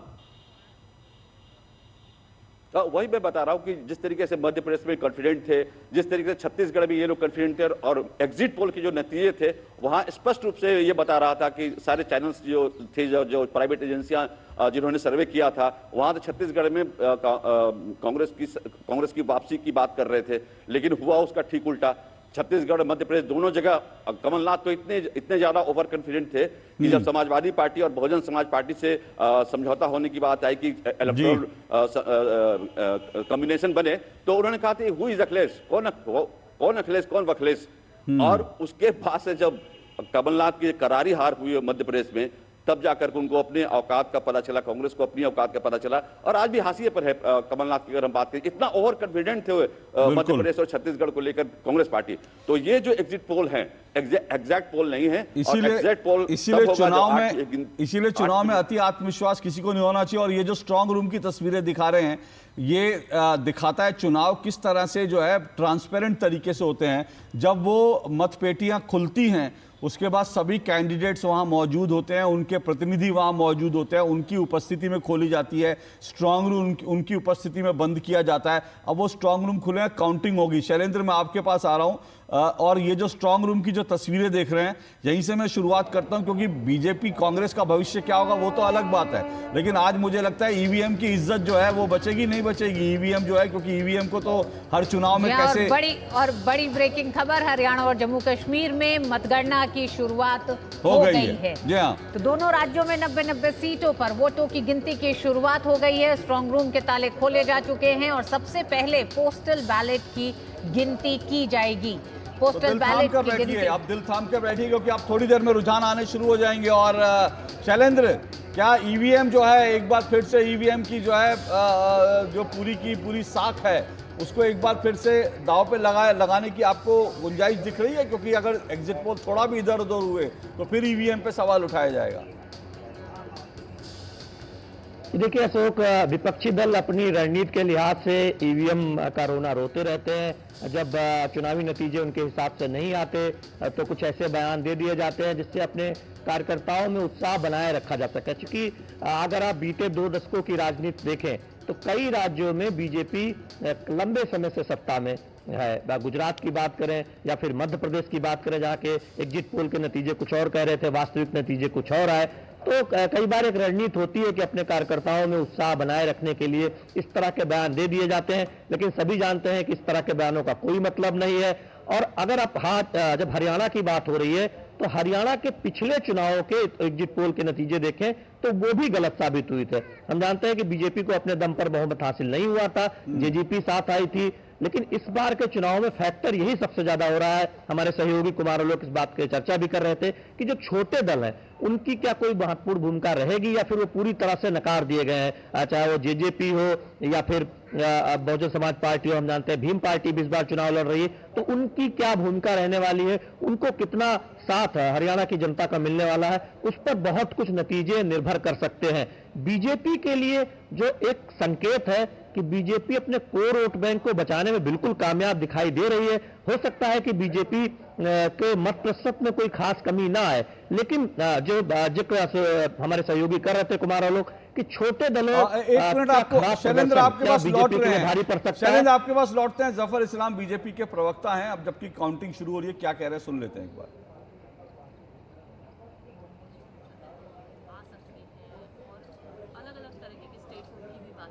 देखिए हम क्लीन स्वीप करेंगे जम्मू रीजन में, और वहां पर भी हमारी सीटें मिलेंगी।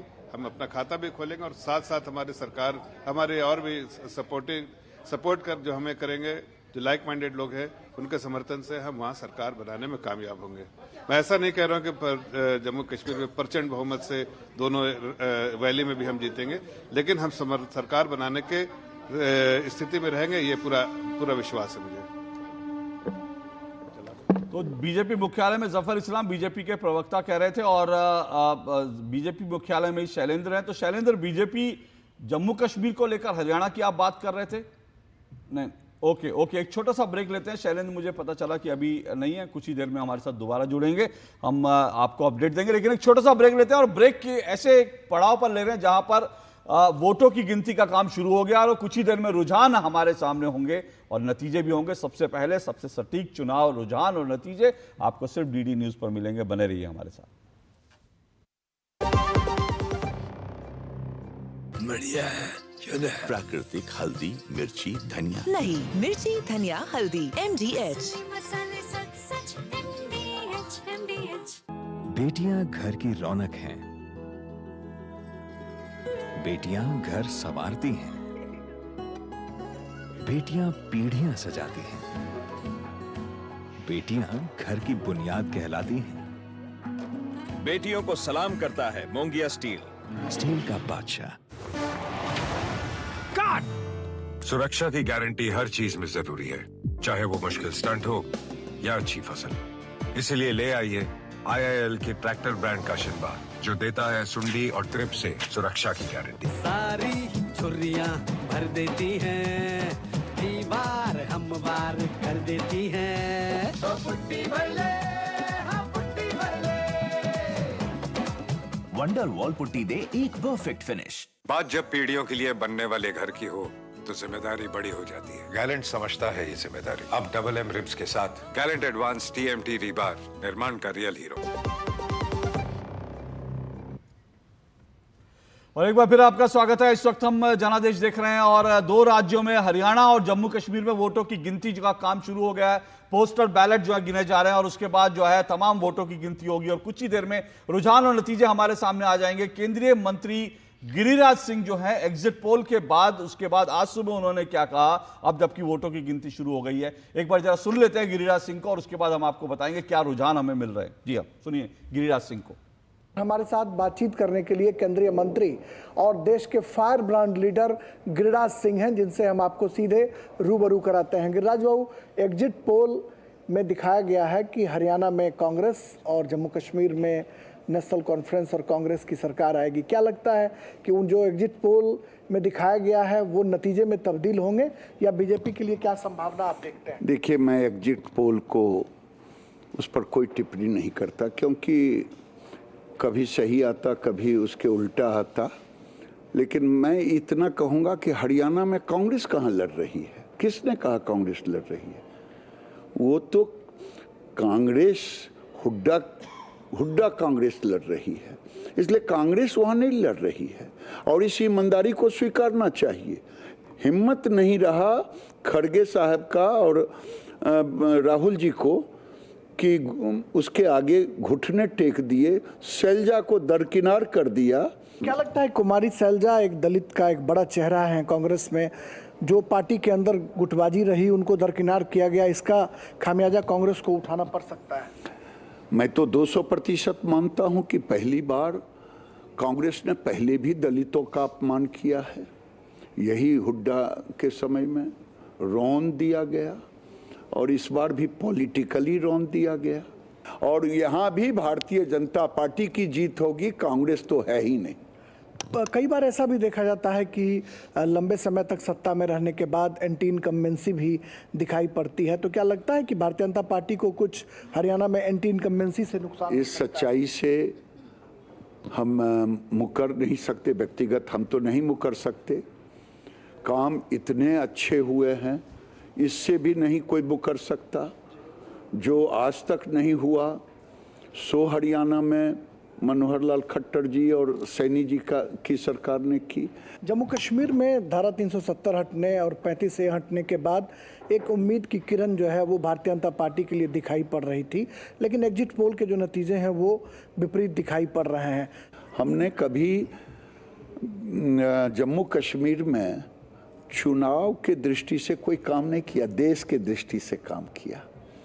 और ये जो टुकड़े टुकड़े गैंग जो आज आप टीवी पर देख रहे हैं कि मुफ्ती भी, खड़गे भी और फारूक भी सब एक हो रहे हैं, तो ये टुकड़े टुकड़े गैंग क्या है? ये पत्थरबाजों के समर्थक हैं, ये पाकिस्तान के समर्थक हैं, ये देश में वादा कर रहे हैं कश्मीर के भाइयों को कि 370 फिर हम लाएंगे और राहुल गांधी घुटने टेक दिए हैं।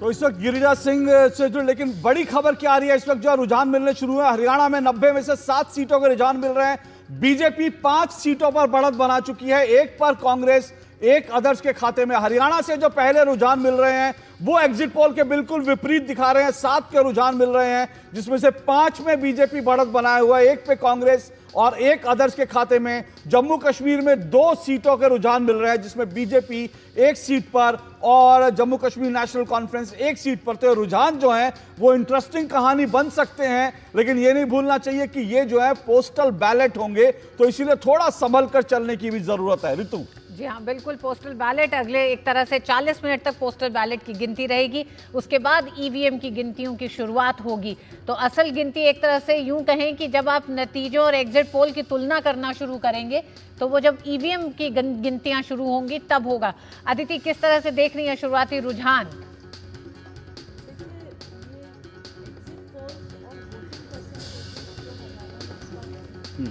उसमें थोड़ी वेरिएशन मुझे नज़र आई। मैं बहुत डीपली इस साइंस को नहीं समझती, बट जो प्राइमा फेसाई मुझे लगा वो ये समझ नहीं आया कि वोटिंग परसेंटेज डिक्लाइन हुई। 2019 में रही 67.9% और 69.2% और इस बार रही 67.9%, तो 1.3% का डिप है। तो ये डिप नॉर्मली हम जब भाषा करते हैं इलेक्टोरल अरिथमेटिक की, तो जब भी रुझान लो होता है तो एक प्रचंड बहुमत का इंडिकेशन नहीं होता एटलीस्ट। मतलब कांग्रेस को एडवांटेज तो नज़र आता है और बहुत सारे पोलस्टर्स ने कहा है, पर क्या वो प्रचंड बहुमत है? अगर प्रचंड बहुमत है तो बहुत ज़्यादा बढ़ना चाहिए था। और हरियाणा की हिस्ट्री अगर आप उठा के देखेंगे अशोक जी, ऋतु जी, तो आपको ये पता लगेगा कि जब जब डिप हुआ है जम्मू कश्मीर से, एक मिनट, जम्मू कश्मीर से भी बता दें 4 सीटों के रुझान मिल रहे हैं। बीजेपी 3 सीटों पर उसने बढ़त बनाई है। Jammu Kashmir national conference 1 seat पर बढ़त बनाए हुए। तो ये जो शुरुआती रुझान की जो तस्वीर आ रही है वो एक बड़ा इंटरेस्टिंग तस्वीर जो है हमारे सामने खड़ी कर रही है। लेकिन बड़ी बात यही है कि ये तस्वीर बनी रहेगी क्या? ये काउंटिंग जिस तरह से जो हमारे सामने रुझान आ रहे हैं वो जारी रहेंगे क्या? बीजेपी हरियाणा में 5 सीटों पर बढ़त बना चुकी है, कांग्रेस 3 सीटों पर और अदर्स के खाते में 1 सीट है। ये शुरुआती रुझान है, लेकिन अदिति जी जो कह रही है वो इंपॉर्टेंट फैक्टर है, वो ये है कि जो अभी शुरुआती रुझान है और जो वोटिंग परसेंट है, जो पोलिंग हुआ, उसमें कोई बहुत ऐसा नहीं दिखाता कि कोई बहुत बड़ा लोग एंटी इनकम्बेंट एक तरफा। लेकिन अदिति जी ये भी हमको नहीं भूलना चाहिए कि जो शहरी इलाके हैं वहां वोट प्रतिशत ज्यादा कम हुआ है, वो शायद बीजेपी के लिए जो अच्छा संकेत नहीं है। देखिए, वोट प्रतिशत बहुत सेगमेंट्स में कम हुआ है अशोक जी। शहरी इलाकों में कम हुआ है, जो जाहिर सी तौर पे बीजेपी के लिए अच्छी खबर नहीं है। जाट बेल्ट में कम हुआ है। उमर अब्दुल्ला ने अदिति जी अब से कुछ देर पहले ट्वीट किया है, मैं अपने सभी साथियों और सहयोगियों को अब आपने अच्छी लड़ाई लड़ी और अब इंशाअल्लाह नतीजे भी उसी के अनुरूप होंगे। इस तरह से उन्होंने ट्वीट किया है। आज के दिन के लिए ढेर सारी शुभकामनाएं दी हैं अपने समर्थकों को। जी बिल्कुल। पवन शर्मा हमारे साथ आम आदमी पार्टी के जो हैं वो जुड़ चुके हैं इस वक्त सीधा। पवन जी, सुबह सुबह का वक्त, अभी तो वोटों की गिनती शुरू हुई है, लेकिन क्या कुछ आम आदमी पार्टी के हिसाब से दाव में है, दाव पर है, खास करके हरियाणा की अगर बात करें, क्योंकि आप अकेले लड़े हैं, पंजाब में आपकी सरकार है, लेकिन हरियाणा में जो है एक आपको उम्मीद है कि वहां पर एक डिसाइडिंग फैक्टर आप बन सकते हैं? देखिए, बिल्कुल निश्चित तौर पे आम आदमी पार्टी हरियाणा के अंदर मजबूती से इलेक्शन लड़ी है। पूरा संगठन हमारा वहां पे था और अच्छी बात ये रही कि आम आदमी पार्टी की खासियत ये रही है कि हमेशा मुद्दों की राजनीति करती है। जो केजरीवाल मॉडल ऑफ गवर्नेंस है उसकी बात हमने करी, बिजली पानी की बात करी, रोजगार की बात करी, किसान की बात करी, ये अच्छी बात थी। लेकिन आपने देखना पड़ेगा, जिससे पहले सारी पार्टियां मुद्दों की बात करने को तैयार नहीं थी। 70 साल हमारे देश को आजाद हुए हो गए, तो आम आदमी पार्टी ने विवश किया कि आप देश के मुद्दों में बात करिए, ये हमारी सबसे बड़ी जीत है। और देखिए, जो हमने वादे किए, हमने ये मॉडल तय करके दिखाया कि 10 साल के अंदर हम काम के नाम पे राष्ट्रीय पार्टी बन सकते हैं। हमने ये साबित करके दिखाया कि काम के नाम पे 2 राज्यों में सरकार बन सकती है। ये राजनीति के लिए बड़े अच्छे संकेत हैं। और हरियाणा के अंदर हम आम आदमी पार्टी को जो मजबूत साथ मिला, जो प्यार मिला, ये बहुत बड़ी बात है। हम उस प्यार के हमेशा आभारी रहेंगे, क्योंकि हरियाणा की जनता ने अरविंद केजरीवाल जी पर जो भरोसा दिखाया, उनका स्वागत किया, उनको अपने दिलों में जगह दी, ये बहुत बड़ी बात है। लेकिन पवन जी, कितनी सीटें आप उम्मीद कर रहे हैं आम आदमी पार्टी को, कितनी सीटें आप लोगों का अपना कैलकुलेशन होगा? आम आदमी पार्टी के पास जो अपना तंत्र है, वो लोग जो है सर्वे हमेशा करते हैं। अरविंद केजरीवाल चुनाव से पहले भविष्यवाणी कर देते हैं। तो आप लोग क्या आज उम्मीद लगा के बैठे, कितनी सीटें आपको हरियाणा में मिलती दिखती हैं? देखिए, बिल्कुल निश्चित तौर पर दो चीज बड़ी साफ हैं। एक तो ये है कि डबल इंजन की सरकार, डबल करप्शन की सरकार चाहने वाली है और आम आदमी पार्टी बहुत अच्छा प्रदर्शन करेगी। पहली बार आम आदमी पार्टी पूरी ताकत से चुनाव लड़ी है और हम नई नवेली पार्टी है, तो देश के लोगों ने जिस तरह से प्यार दिया, हरियाणा के लोग भी हमको भरपूर प्यार देंगे, ऐसा हमको पूरा भरोसा है। और देखिए, ये तो अच्छी बात है, एक नई नवेली पार्टी अगर ये कीर्तिमान स्थापित करती है कि मुद्दों की राजनीति नहीं सर, इंटरनल आपका सर्वे क्या कहता है? मैं तो ये पूछ रहा हूँ, इंटरनल सर्वे आप लोग हमेशा करवाते हैं, मैं तो ये पूछ रहा हूँ आपका इंटरनल सर्वे जो है वो क्या कह रहा है, कितनी सीटें? क्योंकि उसके बाद ही तस्वीर साफ होगी ना कि आप लोग क्या करेंगे और क्या आप लोग किंग मेकर की भूमिका में आ सकते हैं, सारी चीजें तब होंगी। तो इसलिए मैं आप लोगों का इंटरनल सर्वे पूछ रहा हूं, क्या आपका इंटरनल सर्वे कहता है? नहीं, बिल्कुल देखिए, अब तो इंटरनल सर्वे की बातें कहाँ बची है, आपके चैनल पे सारे नतीजे सामने आ ही रहे हैं। लेकिन एक बात तो तय है कि हरियाणा की सरकार की चाबी जनता अरविंद केजरीवाल जी के हाथ में देने वाली है, क्योंकि उनको पता है कि अरविंद केजरीवाल जी तब से काम करा सकते हैं। आप जो है मूल सवाल से बच रहे थे, इंटरनल सर्वे से बच रहे थे, लेकिन आपने कह दिया कि चाबी आपके पास होगी। तो क्या झाड़ू जो है, झाड़ू की तीली से जो है हरियाणा की सत्ता का दरवाजा खुलेगा? ये एक इंटरेस्टिंग बात कह रहे हैं आप। पर अगर चाबी आपके पास रहेगी, आप ये कह रहे हैं, तो पवन जी कांग्रेस से मिलकर क्यों नहीं लड़े? क्योंकि आप लोग तो गठबंधन का हिस्सा है, एक ही गठबंधन में है। अगर चाबी आपको चाहिए थी क्या इसलिए कि आप एक प्रेशर पॉलिटिक्स कर सके? क्योंकि आप कांग्रेस के साथ मिलकर लड़ते तो शायद जो है नतीजे दोनों पार्टियों के लिए ज्यादा बेहतर होते। देखिए, बात सिर्फ हार जीत की नहीं है, हर राज्य की इकाई का, हर राज्य के संगठन का अपना अपना फैसला होता है। हरियाणा की आम आदमी पार्टी के संगठन ने फैसला किया कि हमको साथ में नहीं जाना है, लेकिन हमने कोशिश आखिर तक करी किस तरह से आपका गठबंधन हो जाए, लेकिन बात नहीं बनी, मुद्दों की बात नहीं बनी, तो अकेले चुनाव लड़े, इसमें कोई बुराई नहीं है। और देखिए, सबसे अच्छी बात यह है कि डबल इंजन की सरकार जो कहती है अपने आप को डबल भ्रष्टाचार की सरकार कहती है, वो इसकी विदाई तय हो रही है, ये बहुत बड़ी बात है। लेकिन सबसे अच्छी चीज हमारी वही हो जाती है, चुनाव में हार जीत, कौन जीतेगा कौन हारेगा, ये सब बात की बातें हैं। लेकिन सबसे अच्छी चीज जीत ये होती है कि आप सारी पार्टियों को जनता के मुद्दों पे खींच के लाइए, उनसे ये मजबूर करिए कि आप जनता के मुद्दों पे बात करिए। आज देखिए, बेरोजगारी की हालत बहुत ज्यादा खराब है, हमने मजबूर कर दिया कि उन सारी पार्टियों को रोजगार के मुद्दे पे बात करिए, बिजली पानी बात करिए, महंगाई पे बात करिए, महिला सुरक्षा पे बात करिए, किसानों की बात करिए। ये सबसे बड़ी जीत आम आदमी पार्टी की है। मैं मानता हूं कि अरविंद केजरीवाल जी का जो राजनीति में योगदान है, ये सबसे बड़ा योगदान है कि सारी पार्टियों को विवश कर रहे हैं कि आप देश के मुद्दों पे बात करने पे मजबूर कर रहे हैं। ये हमारी जीत हो जाती है। सारी पवन जी शुक्रिया आपका। देखते हैं थोड़ी देर में तस्वीरें साफ होगी, देखते हैं कि मतलब आम आदमी पार्टी क्या किंग मेकर की भूमिका बन पाती है, नहीं बन पाती है, बड़ा फैक्टर रहेगा। और हमारे पास रुझान भी अब काफी आ रहे हैं, 18 सीटों का हरियाणा में से रुझान आ चुके हैं, लेकिन मामला वहां करीब करीब बराबरी पर है। 8 सीटों पर बीजेपी बढ़त बनाए हुआ है, कांग्रेस भी 8 सीटों पर आ गई है, दोनों के बीच अंतर तो कम हो गया है, लेकिन ये एक तस्वीर इंटरेस्टिंग है, अदर्स के खाते में 2 है। अगर जम्मू कश्मीर की बात करें, वहां से 3 सीटों, कुल मिलाकर 4 सीटों के रुझान मिल रहे हैं और इसमें 3 सीटों पर बीजेपी ने बढ़त बनाई हुई है। Jammu Kashmir national conference 1 seat पर बढ़त बनाया हुआ है। तो ये तस्वीर जो है इस वक्त की है। शुक्रिया पवन जी, हम आपके पास लौटेंगे और आम आदमी पार्टी जैसे जैसे रुझान आएंगे, जैसे जैसे नतीजे आएंगे, जानने की कोशिश करेंगे आम आदमी पार्टी की स्ट्रैटेजी क्या है। हाँ, रुक करते हैं अपने रिपोर्टर्स का। नीरज, सबसे पहले आप ही के पास आते हैं। हरियाणा के जो रुझान अभी आ रहे हैं, 90 सीटों में से 18 सीटों के रुझान सामने आए हैं। 8-8 सीटों पर बीजेपी और कांग्रेस कांटे की टक्कर साफ दिखाई दे रही है। जिस तरह के अनुमान लगाए जा रहे थे जेजेपी और आईएनएलडी का, अभी रुझानों में किसी तरह का कोई खाता नहीं खुला है। देखिए, बिल्कुल ऋतु, कांटे की टक्कर रहेगी, क्योंकि जिस तरीके से आपने देखा भी कि मुख्यमंत्री नायब सिंह सैनी काफ़ी आश्वस्त दिखाई दे रहे थे और बता भी रहे थे कि तीसरी बार भारतीय जनता पार्टी की सरकार हरियाणा में बनेगी। आप अगर देखें कि जो जीटी बेल्ट है, खासतौर से पंचकुला है, यमुनानगर है, फिर आप अंबाला, करनाल, कुरुक्षेत्र, पानीपत तक अगर आप जाते हैं तो यहाँ पर ज़्यादातर सीटों पर पिछली बार भारतीय जनता पार्टी ने यहाँ से सीटें हासिल करी थी।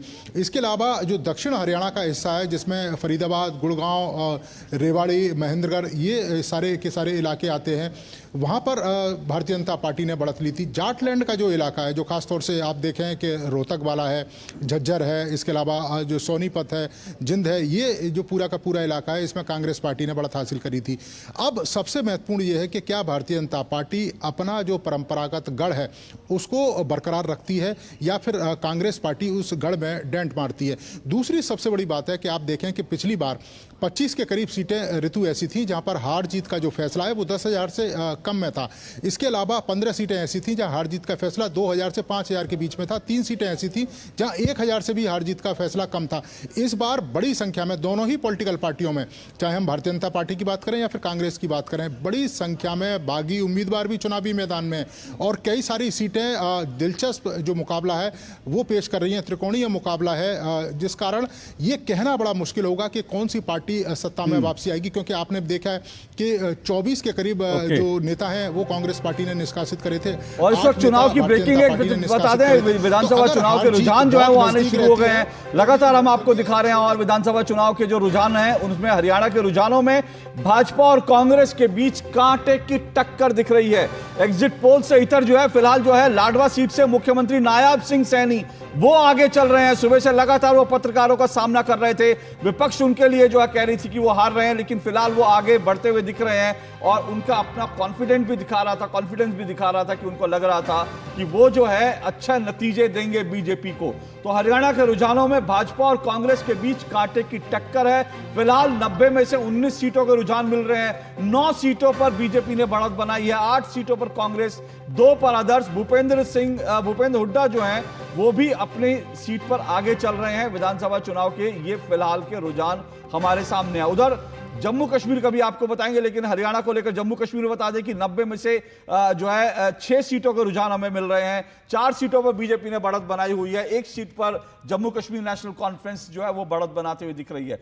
लेकिन एक बार फिर से नीरज और मुकेश और हमारे संवाददाता जो फरीदाबाद में जुड़े हैं विक्रम, उनके पास आएंगे। लेकिन मुकेश, ये बताइए कि अभी हम आम आदमी पार्टी के प्रवक्ता से बात कर रहे थे, पवन शर्मा से, वो कह रहे थे कि भाई हमारे पास हम जो है किंग मेकर की भूमिका में होंगे, ऐसा आम आदमी पार्टी को लगता है।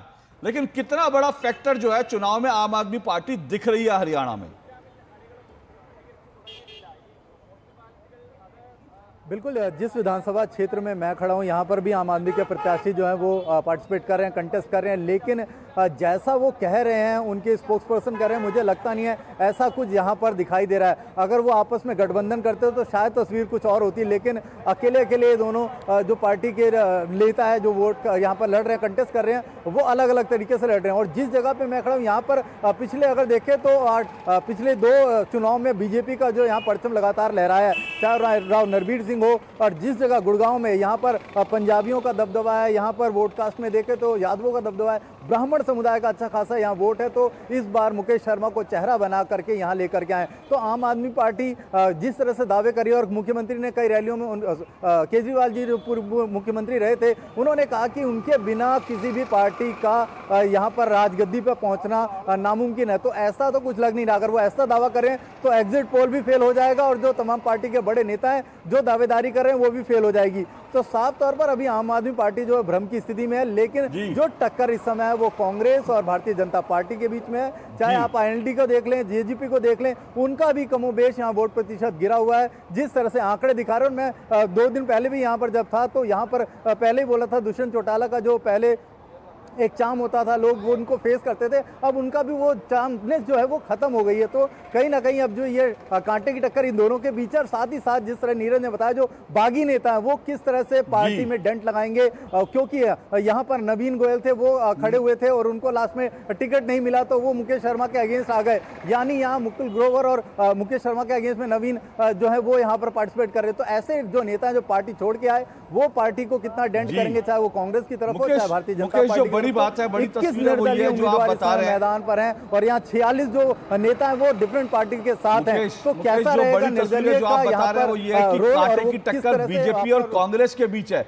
और जो रुझान है, एक बार फिर से आपको बता दें, इस वक्त जो बड़ी खबर आ रही है चुनावी मोर्चे से, जम्मू कश्मीर के रुझानों में भाजपा आगे चल रही है। इस वक्त जो है 90 में से 6 सीटों के रुझान हो रहे हैं। गांदरबल से उमर अब्दुल्ला आगे चल रहे हैं। फिलहाल गांदरबल में उमर अब्दुल्ला आगे हैं। ये खबर जो है उमर अब्दुल्ला के लिए जो है वो थोड़ा सुकून वाली हो सकती है। लेकिन बीजेपी, कुल मिलाकर बीजेपी आगे चल रही है। 4 सीटों पे बीजेपी की बढ़त बनी हुई है। एक सीट जो है, जो जम्मू कश्मीर नेशनल कॉन्फ्रेंस, वो फिलहाल गांदरबल की सीट ही है जहां उमर अब्दुल्ला आगे चल रहे हैं और बीजेपी 4 सीटों पर बनी हुई है। लेकिन जो हरियाणा की जो है वो एक बड़ी तस्वीर दिखा रहे हैं और हरियाणा में अगर बात करें तो 9 सीटों पर बीजेपी बढ़त बनाए हुए है, 8 पर जो है कांग्रेस। ये बड़े कांटे की टक्कर लग रही है मदन मोहन जयरा। जो 9 और 8 की जो टक्कर चल रही है, ये जो दिखा रहा है कि जो एग्जिट पोल थे उसके अनुसार तो ये नहीं दिख रहा। बड़ा फैक्टर क्या आपको लगता है? एक बड़ा फैक्टर जो अभी गिरिराज सिंह भी कह रहे थे, एक महिला और वो भी दलित महिला,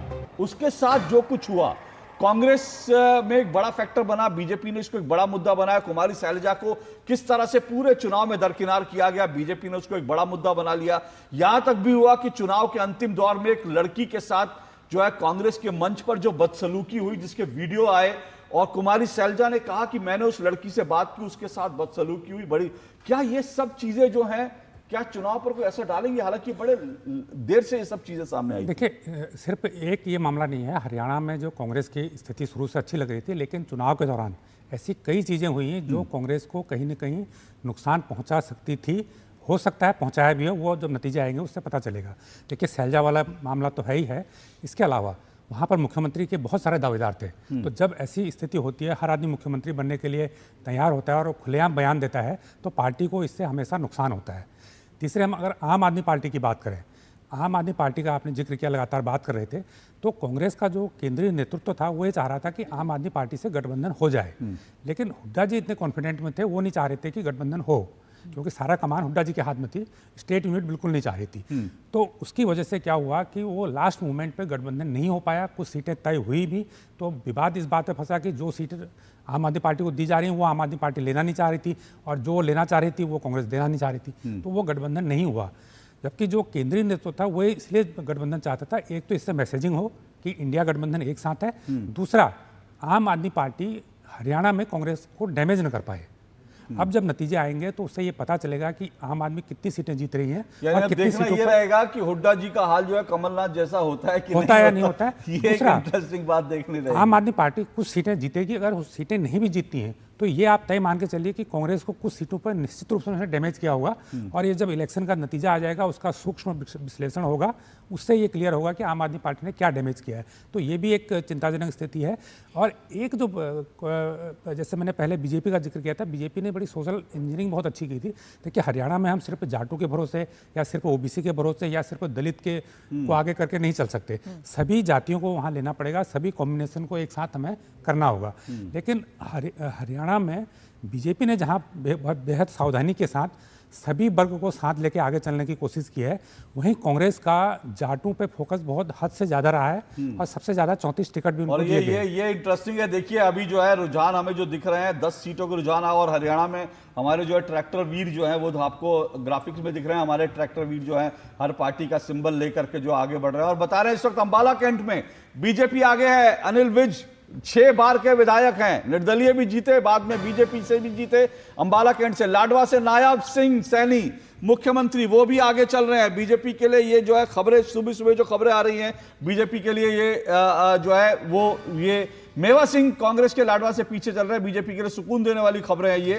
फिलहाल जो रुझान आ रहे हैं 90 में से 20 के रुझान आ चुके हैं, 10 पे बीजेपी ने बढ़त बनाई हुई है।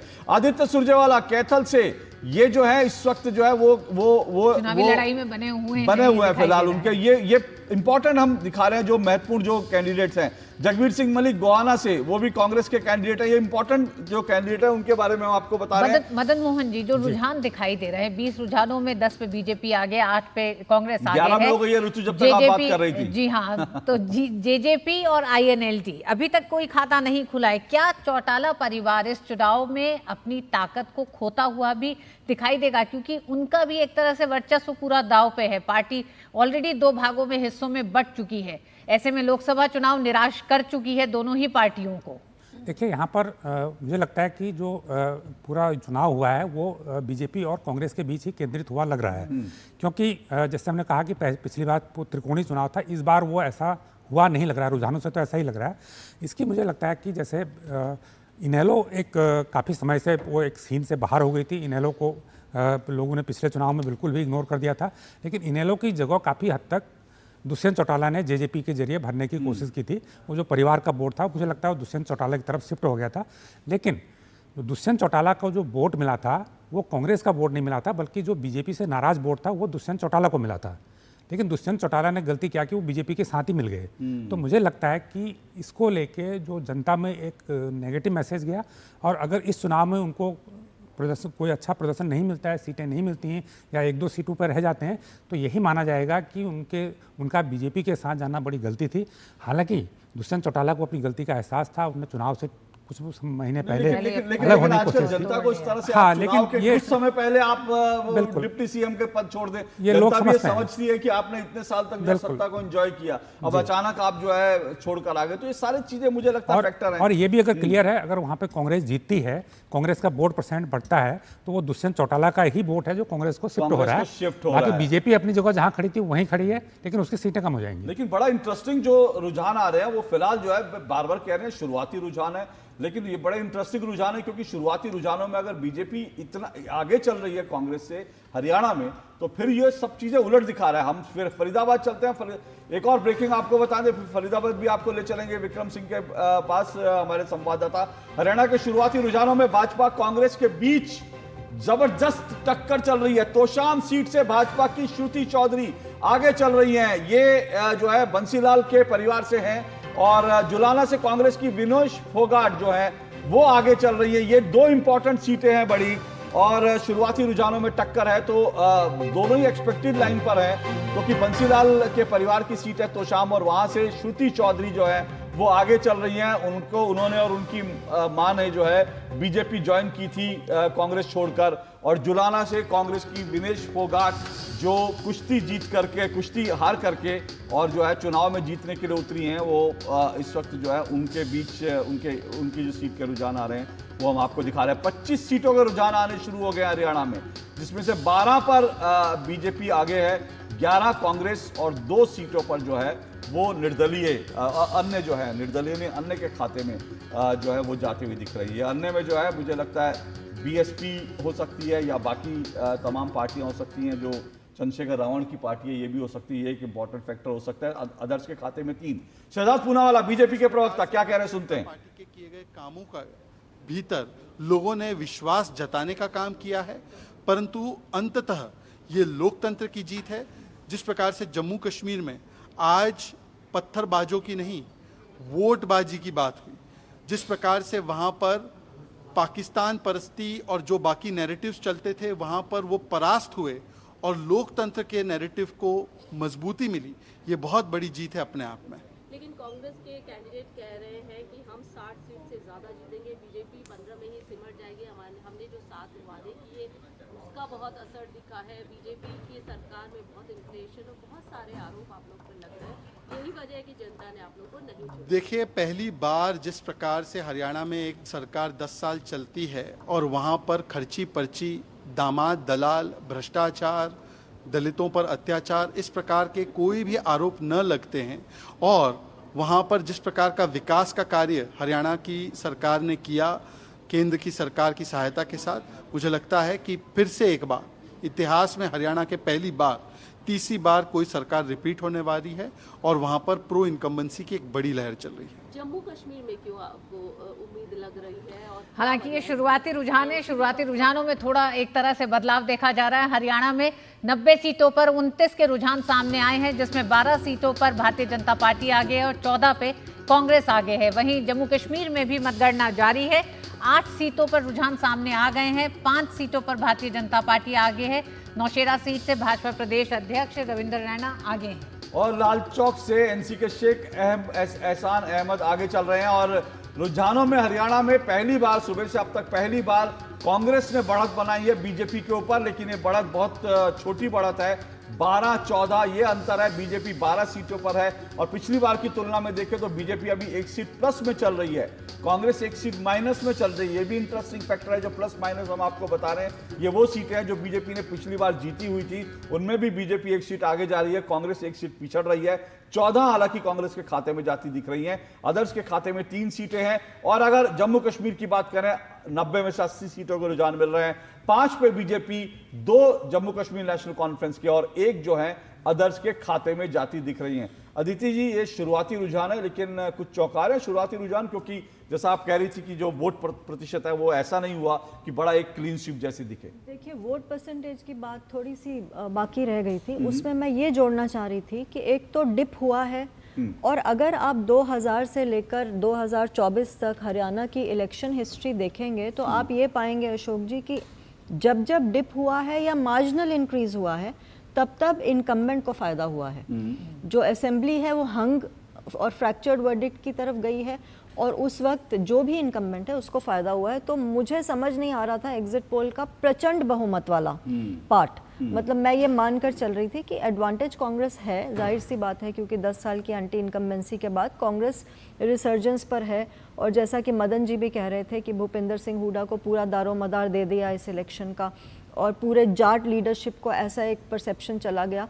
और सबसे इम्पॉर्टेंट चीज़ जो इस चुनाव की वोट परसेंटेज में मैंने एनालाइज की वो ये है कि जाट बेल्ट जो है हरियाणा की, बागड़, बांगर और देश वाली बेल्ट्स, जो स्ट्रॉन्ग होल्ड्स हैं जाटों का, जो जाट कांग्रेस का वोट बैंक माना जा रहा है, वहाँ वोट परसेंटेज कम हुई है। जबकि बीजेपी के जो स्ट्रॉन्ग होल्ड्स हैं, आपके कॉरेस्पॉन्डेंट्स कह रहे थे, GT road, Ahirwal belt, south Haryana, वहाँ स्टैटिक रही है वोट परसेंटेज।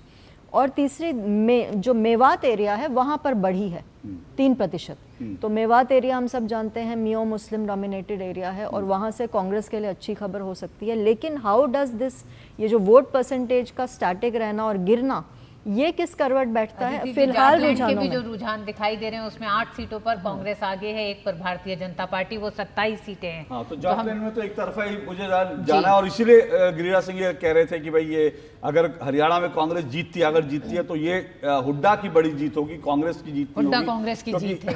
पूरा चुनाव जो है हुड्डा के नेतृत्व में लड़ा गया, उन्होंने डोमिनेट किया, किसको टिकट मिलेगी, कौन कहां प्रचार करेगा, बिल्कुल कुमारी शैलजा को बिल्कुल दरकिनार कर दिया गया था। तो चलिए, तमाम रुझान आ रहे हैं और कुछ देर में परिणाम भी आएंगे, सब आपको बताएंगे। बने रहिए हमारे साथ। इस छोटे से ब्रेक के बाद हम लौट रहे हैं।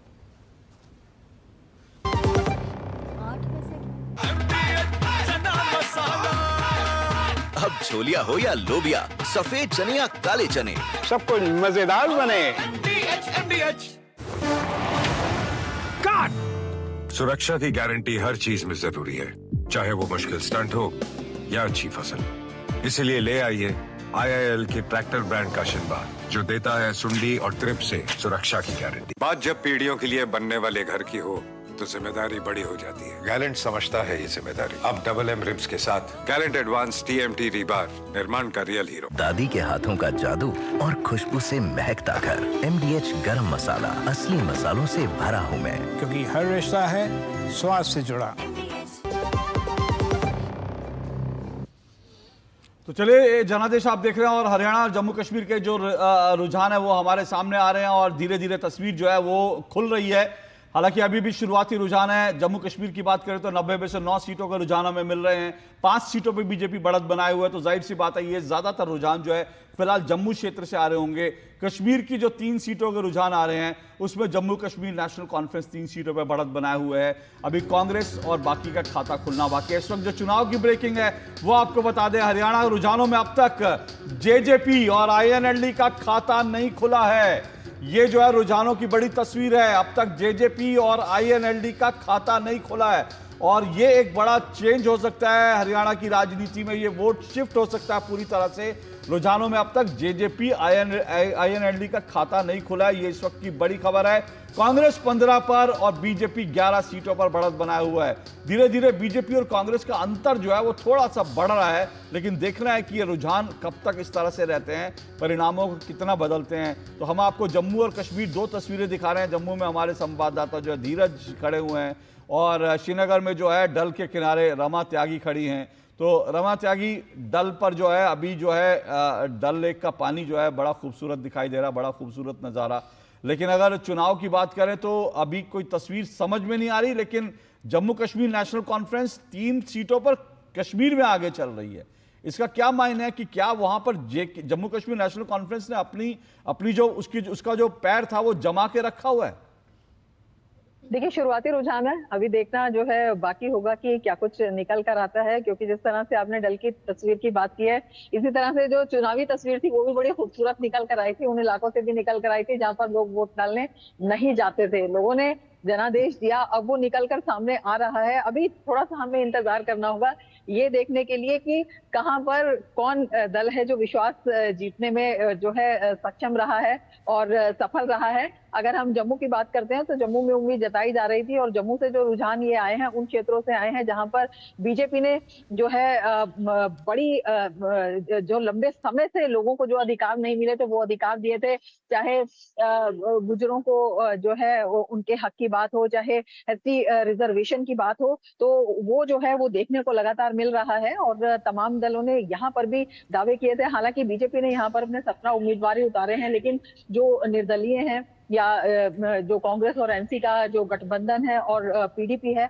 जो सभी सीटों पर अलग से लड़ी थी, तो वो अपने आप में काफी चर्चा में रहे थे। तो अभी जो रुझान निकल कर आ रहे हैं, अभी हमें थोड़ा सा और इंतजार करना होगा, थोड़ा सा और देखना होगा कि कौन दल कितना आगे बढ़ता हुआ दिखाई देता है। जी बिल्कुल रमा, शुरुआती रुझान है 90 सीटों में 9। ऋतु, हरियाणा की तस्वीर बदल रही है। 20 सीटों पर कांग्रेस जो है बढ़त बना चुकी है, 11 पर बीजेपी जो है वो वहां पर अटकी हुई है, जबकि कांग्रेस 20 सीटों पर निकल गई है। तो ये तस्वीर जो है क्या बदल रही है, इस पर नजर रखनी पड़ेगी अगले कुछ समय तक। जी, और आइए सुनवाते हैं आपको कि जम्मू से कांग्रेस के नेता रमन भल्ला का क्या कहना है अभी शुरुआती रुझानों पर। उमर अब्दुल्ला सुनते क्या कह रहे हैं। कोalition तो हमने की इसलिए कि इलेक्शन में कामयाबी मिले, और इंशाल्लाह कामयाबी की उम्मीद रखें। जो कमेटी बनती है नॉमिनेशन की, उस पर किस तरह, किस चीज़ की कमेटी? जो 5 मेंबरों की होती है, जो एमएलए वगैरह। देखना, इस पे तो कुछ वकीलों ने अपनी राय दी है। हमारे एक वकील जिन्होंने नेशनल कॉन्फ्रेंस की भी, वो लद्दाख के मामले में आपको याद होगा सुप्रीम कोर्ट में हमारे लिए कामयाबी हासिल की, उन्होंने कहा है कि गवर्नर साहब को अपने आप पे कोई इख्तियारात नहीं है कि वो ये सीटें भरें। ये सीटें अगर भरी जाएंगी तो असेंबली कायम होने के बाद और हुकूमत की जो राय है, पार्लियामेंट में भी यही होता है। प्रणब मुखर्जी साहब प्रेसिडेंट थे, कांग्रेस के बने हुए प्रेसिडेंट थे, लेकिन जब नॉमिनेशंस किए तो मोदी साहब की हुकूमत के राय के मुताबिक किए, कांग्रेस के उन्होंने मेंबर नहीं चुने। तो इसी तरह बेशक गवर्नर साहब मरकज़ की हुकूमत के यहाँ नुमाइंदे हों, लेकिन उन्हें आइन का ख्याल रखना चाहिए, और ये 5 सीटें अगर भरी जाएं तो यहाँ की हुकूमत जो बनती है आज, उसकी राय के मुताबिक। पीडीपी की कोई तजवीज़ मिली है? नहीं ना हमने उनका कोई तजवीज़ ढूंढा, ना उनके तरफ से कोई तजवीज़ हमें मिली है। आज नतीजे निकल जाने दीजिए ना। पता नहीं क्यों हम इतने बेचैन हैं कि इन्होंने क्या किया, उन्होंने क्या किया। अभी किसी के पास नंबर नहीं है। सुना था महबूबा जी ने कहा we are ready to provide support if need. नहीं ना, वो नहीं कहा। जो मैंने सुना वो ये कहा कि हमने कोई फैसला नहीं किया है और हम नतीजों के बाद फैसला करेंगे। पता नहीं हमारे तरफ से इतनी बेचैनी क्यों है कि हम फटाफट कूद जाते हैं और कहते हैं ना कि हम जी बस उनके समर्थन का खैर मकदम करते हैं। उनका समर्थन ना हमने मांगा, ना वहाँ से मिला, ना फिलहाल उसकी कोई ज़रूरत है। नतीजे निकल जाने दीजिए, उसके बाद तमाम पार्टियां जो है बैठ के उन पे जो है अपना वो करेंगे analysis. Sir, early trends are giving an edge to NC. No, I don't go by early trends. Last time when results came out, I came here for a run. Early trends were I was winning. घर पहुंच के सारा बदल गया। मुझे early trends मत बताइए ना, लंच के बाद बात करेंगे। Sir, Umar Abdullah win from both Budgam and इंशाल्लाह, but look, it's who can say? जो अल्लाह ताला ने रखा होगा वही होगा। और जो गांदरबल और बड़गाम के लोगों ने, मैंने अपने तरफ से जितना मैं कर सकता था किया, और बाकी बाकी डब्बों में है ना। अब डब्बों से निकले नतीजे, फिर देखें। ओके, चलो। अदिति, उमर अब्दुल्ला एक तरह से अपने अंदाज के साथ ही उन्होंने ये उसका भी जिक्र करा कि किस तरह से जो ब्रेकिंग है वो भी बता दें। जम्मू कश्मीर में कांग्रेस का अब तक खाता नहीं खुला है। शुरुआती रुझानों में ये बड़ी खबर है, जम्मू कश्मीर में कांग्रेस का अब तक खाता नहीं खुला है। 10 सीटों के रुझान हमें मिल रहे हैं, लेकिन कांग्रेस का अभी तक खाता नहीं खुला है। इसके साथ साथ पीडीपी का भी खाता अब तक नहीं खुला है। जम्मू कश्मीर के ये रुझान बता रहे हैं। पीडीपी और कांग्रेस का खाता अभी नहीं खुला है। जम्मू कश्मीर के बड़े रुझान जो इस वक्त दिखा रहे हैं। लेकिन अशोक, दूसरी तरफ हरियाणा में तेजी से कांग्रेस के नंबर्स मतलब रुझान बढ़ते दिखाई दे रहे हैं। 21 सीटों पर कांग्रेस आगे है, भारतीय जनता पार्टी 11 सीटों पर आगे है। अब ये रुझान जो है एग्जिट पोल के अनुरूप जाते हुए दिख रहे हैं। फिलहाल जो है शुरुआती रुझान जो है जिसको कहा जाए, लगता है एग्जिट पोल की तर्ज पर जा रहे हैं। लेकिन जम्मू कश्मीर की तस्वीर जो है वो अभी उलझी हुई है। 90 में से 10 के रुझान मिल रहे हैं, 6 पे बीजेपी और 3 पर जम्मू कश्मीर नेशनल कॉन्फ्रेंस, 1 पर अदर्स के। और हमारे संवाददाता धीरज ने बात करी थी रमन भल्ला से। रमन भल्ला कांग्रेस के बड़े नेता हैं, जम्मू क्षेत्र से आते हैं और जम्मू में बीजेपी को रोकने की जिम्मेदारी रमन भल्ला पर थी। सुनते हैं रमन भल्ला क्या कह रहे हैं। जम्मू कश्मीर कांग्रेस पार्टी के कार्यकारी अध्यक्ष रमन भल्ला इस वक्त हमारे साथ मौजूद हैं। भारतीय जनता पार्टी दावा कर रही है कि वह जम्मू कश्मीर में सरकार बनाने जा रही है।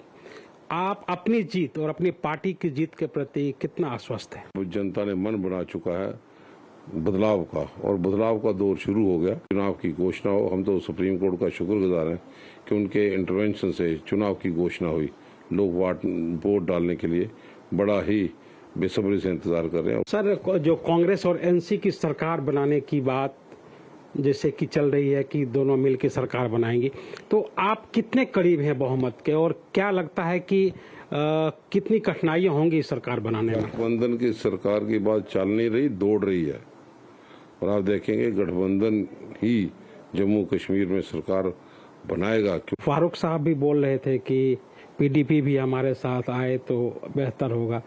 तो जो चुनावी माहौल है उसी हिसाब से आपसे सवाल है, क्या आपको लगता है कि हम सत्ता से दूर हो रहे हैं, आपको दूसरे की जरूरत पड़ रही है? नहीं, जो भी सत्ता से दूर नहीं, अगर जितनी मेजॉरिटी हो, हमारे दरवाजे खुले हैं। कोई भी पार्टी जो हमारी सोच के साथ चले, भाईचारे की ताकतों को आगे बढ़ाने की बात करे, देश को जोड़ने की बात करे, देश को तानाशाही से छुटकारा दिलाए, और कोई इंडिविजुअल है या कोई पार्टी तौर पर, हमने नाम तो किसी का लिया नहीं, उनके लिए दरवाजे खुले हैं। गठबंधन सरकार बनने के लिए जा रही है, कांग्रेस उसका मेन रोल अदा करेगी, नेशनल कॉन्फ्रेंस होगी, कांग्रेस होगी। तो ये थे हमारे साथ कांग्रेस के कार्यकारी अध्यक्ष रमन भल्ला। कैमरामैन मनमोहन के साथ धीरज कुमार, डीडी न्यूज, जम्मू। तो रमन भल्ला भले दावे कुछ भी करे, लेकिन कांग्रेस का अभी तक खाता नहीं खुला है रुझानों में। जम्मू कश्मीर की अगर बात करें तो कांग्रेस का खाता अभी ना जम्मू में खुलता दिख रहा है, ना अभी जो है कश्मीर में खाता खुलता दिख रहा है। और इस वक्त ब्रेक ले रहे हैं, ब्रेक के बाद हम आपको बताएंगे रुझान क्या बता रहे हैं, जम्मू कश्मीर की तस्वीर क्या दिखा रहे हैं और हरियाणा की तस्वीर क्या दिखा रहे हैं। इस ब्रेक के बाद बढ़िया है।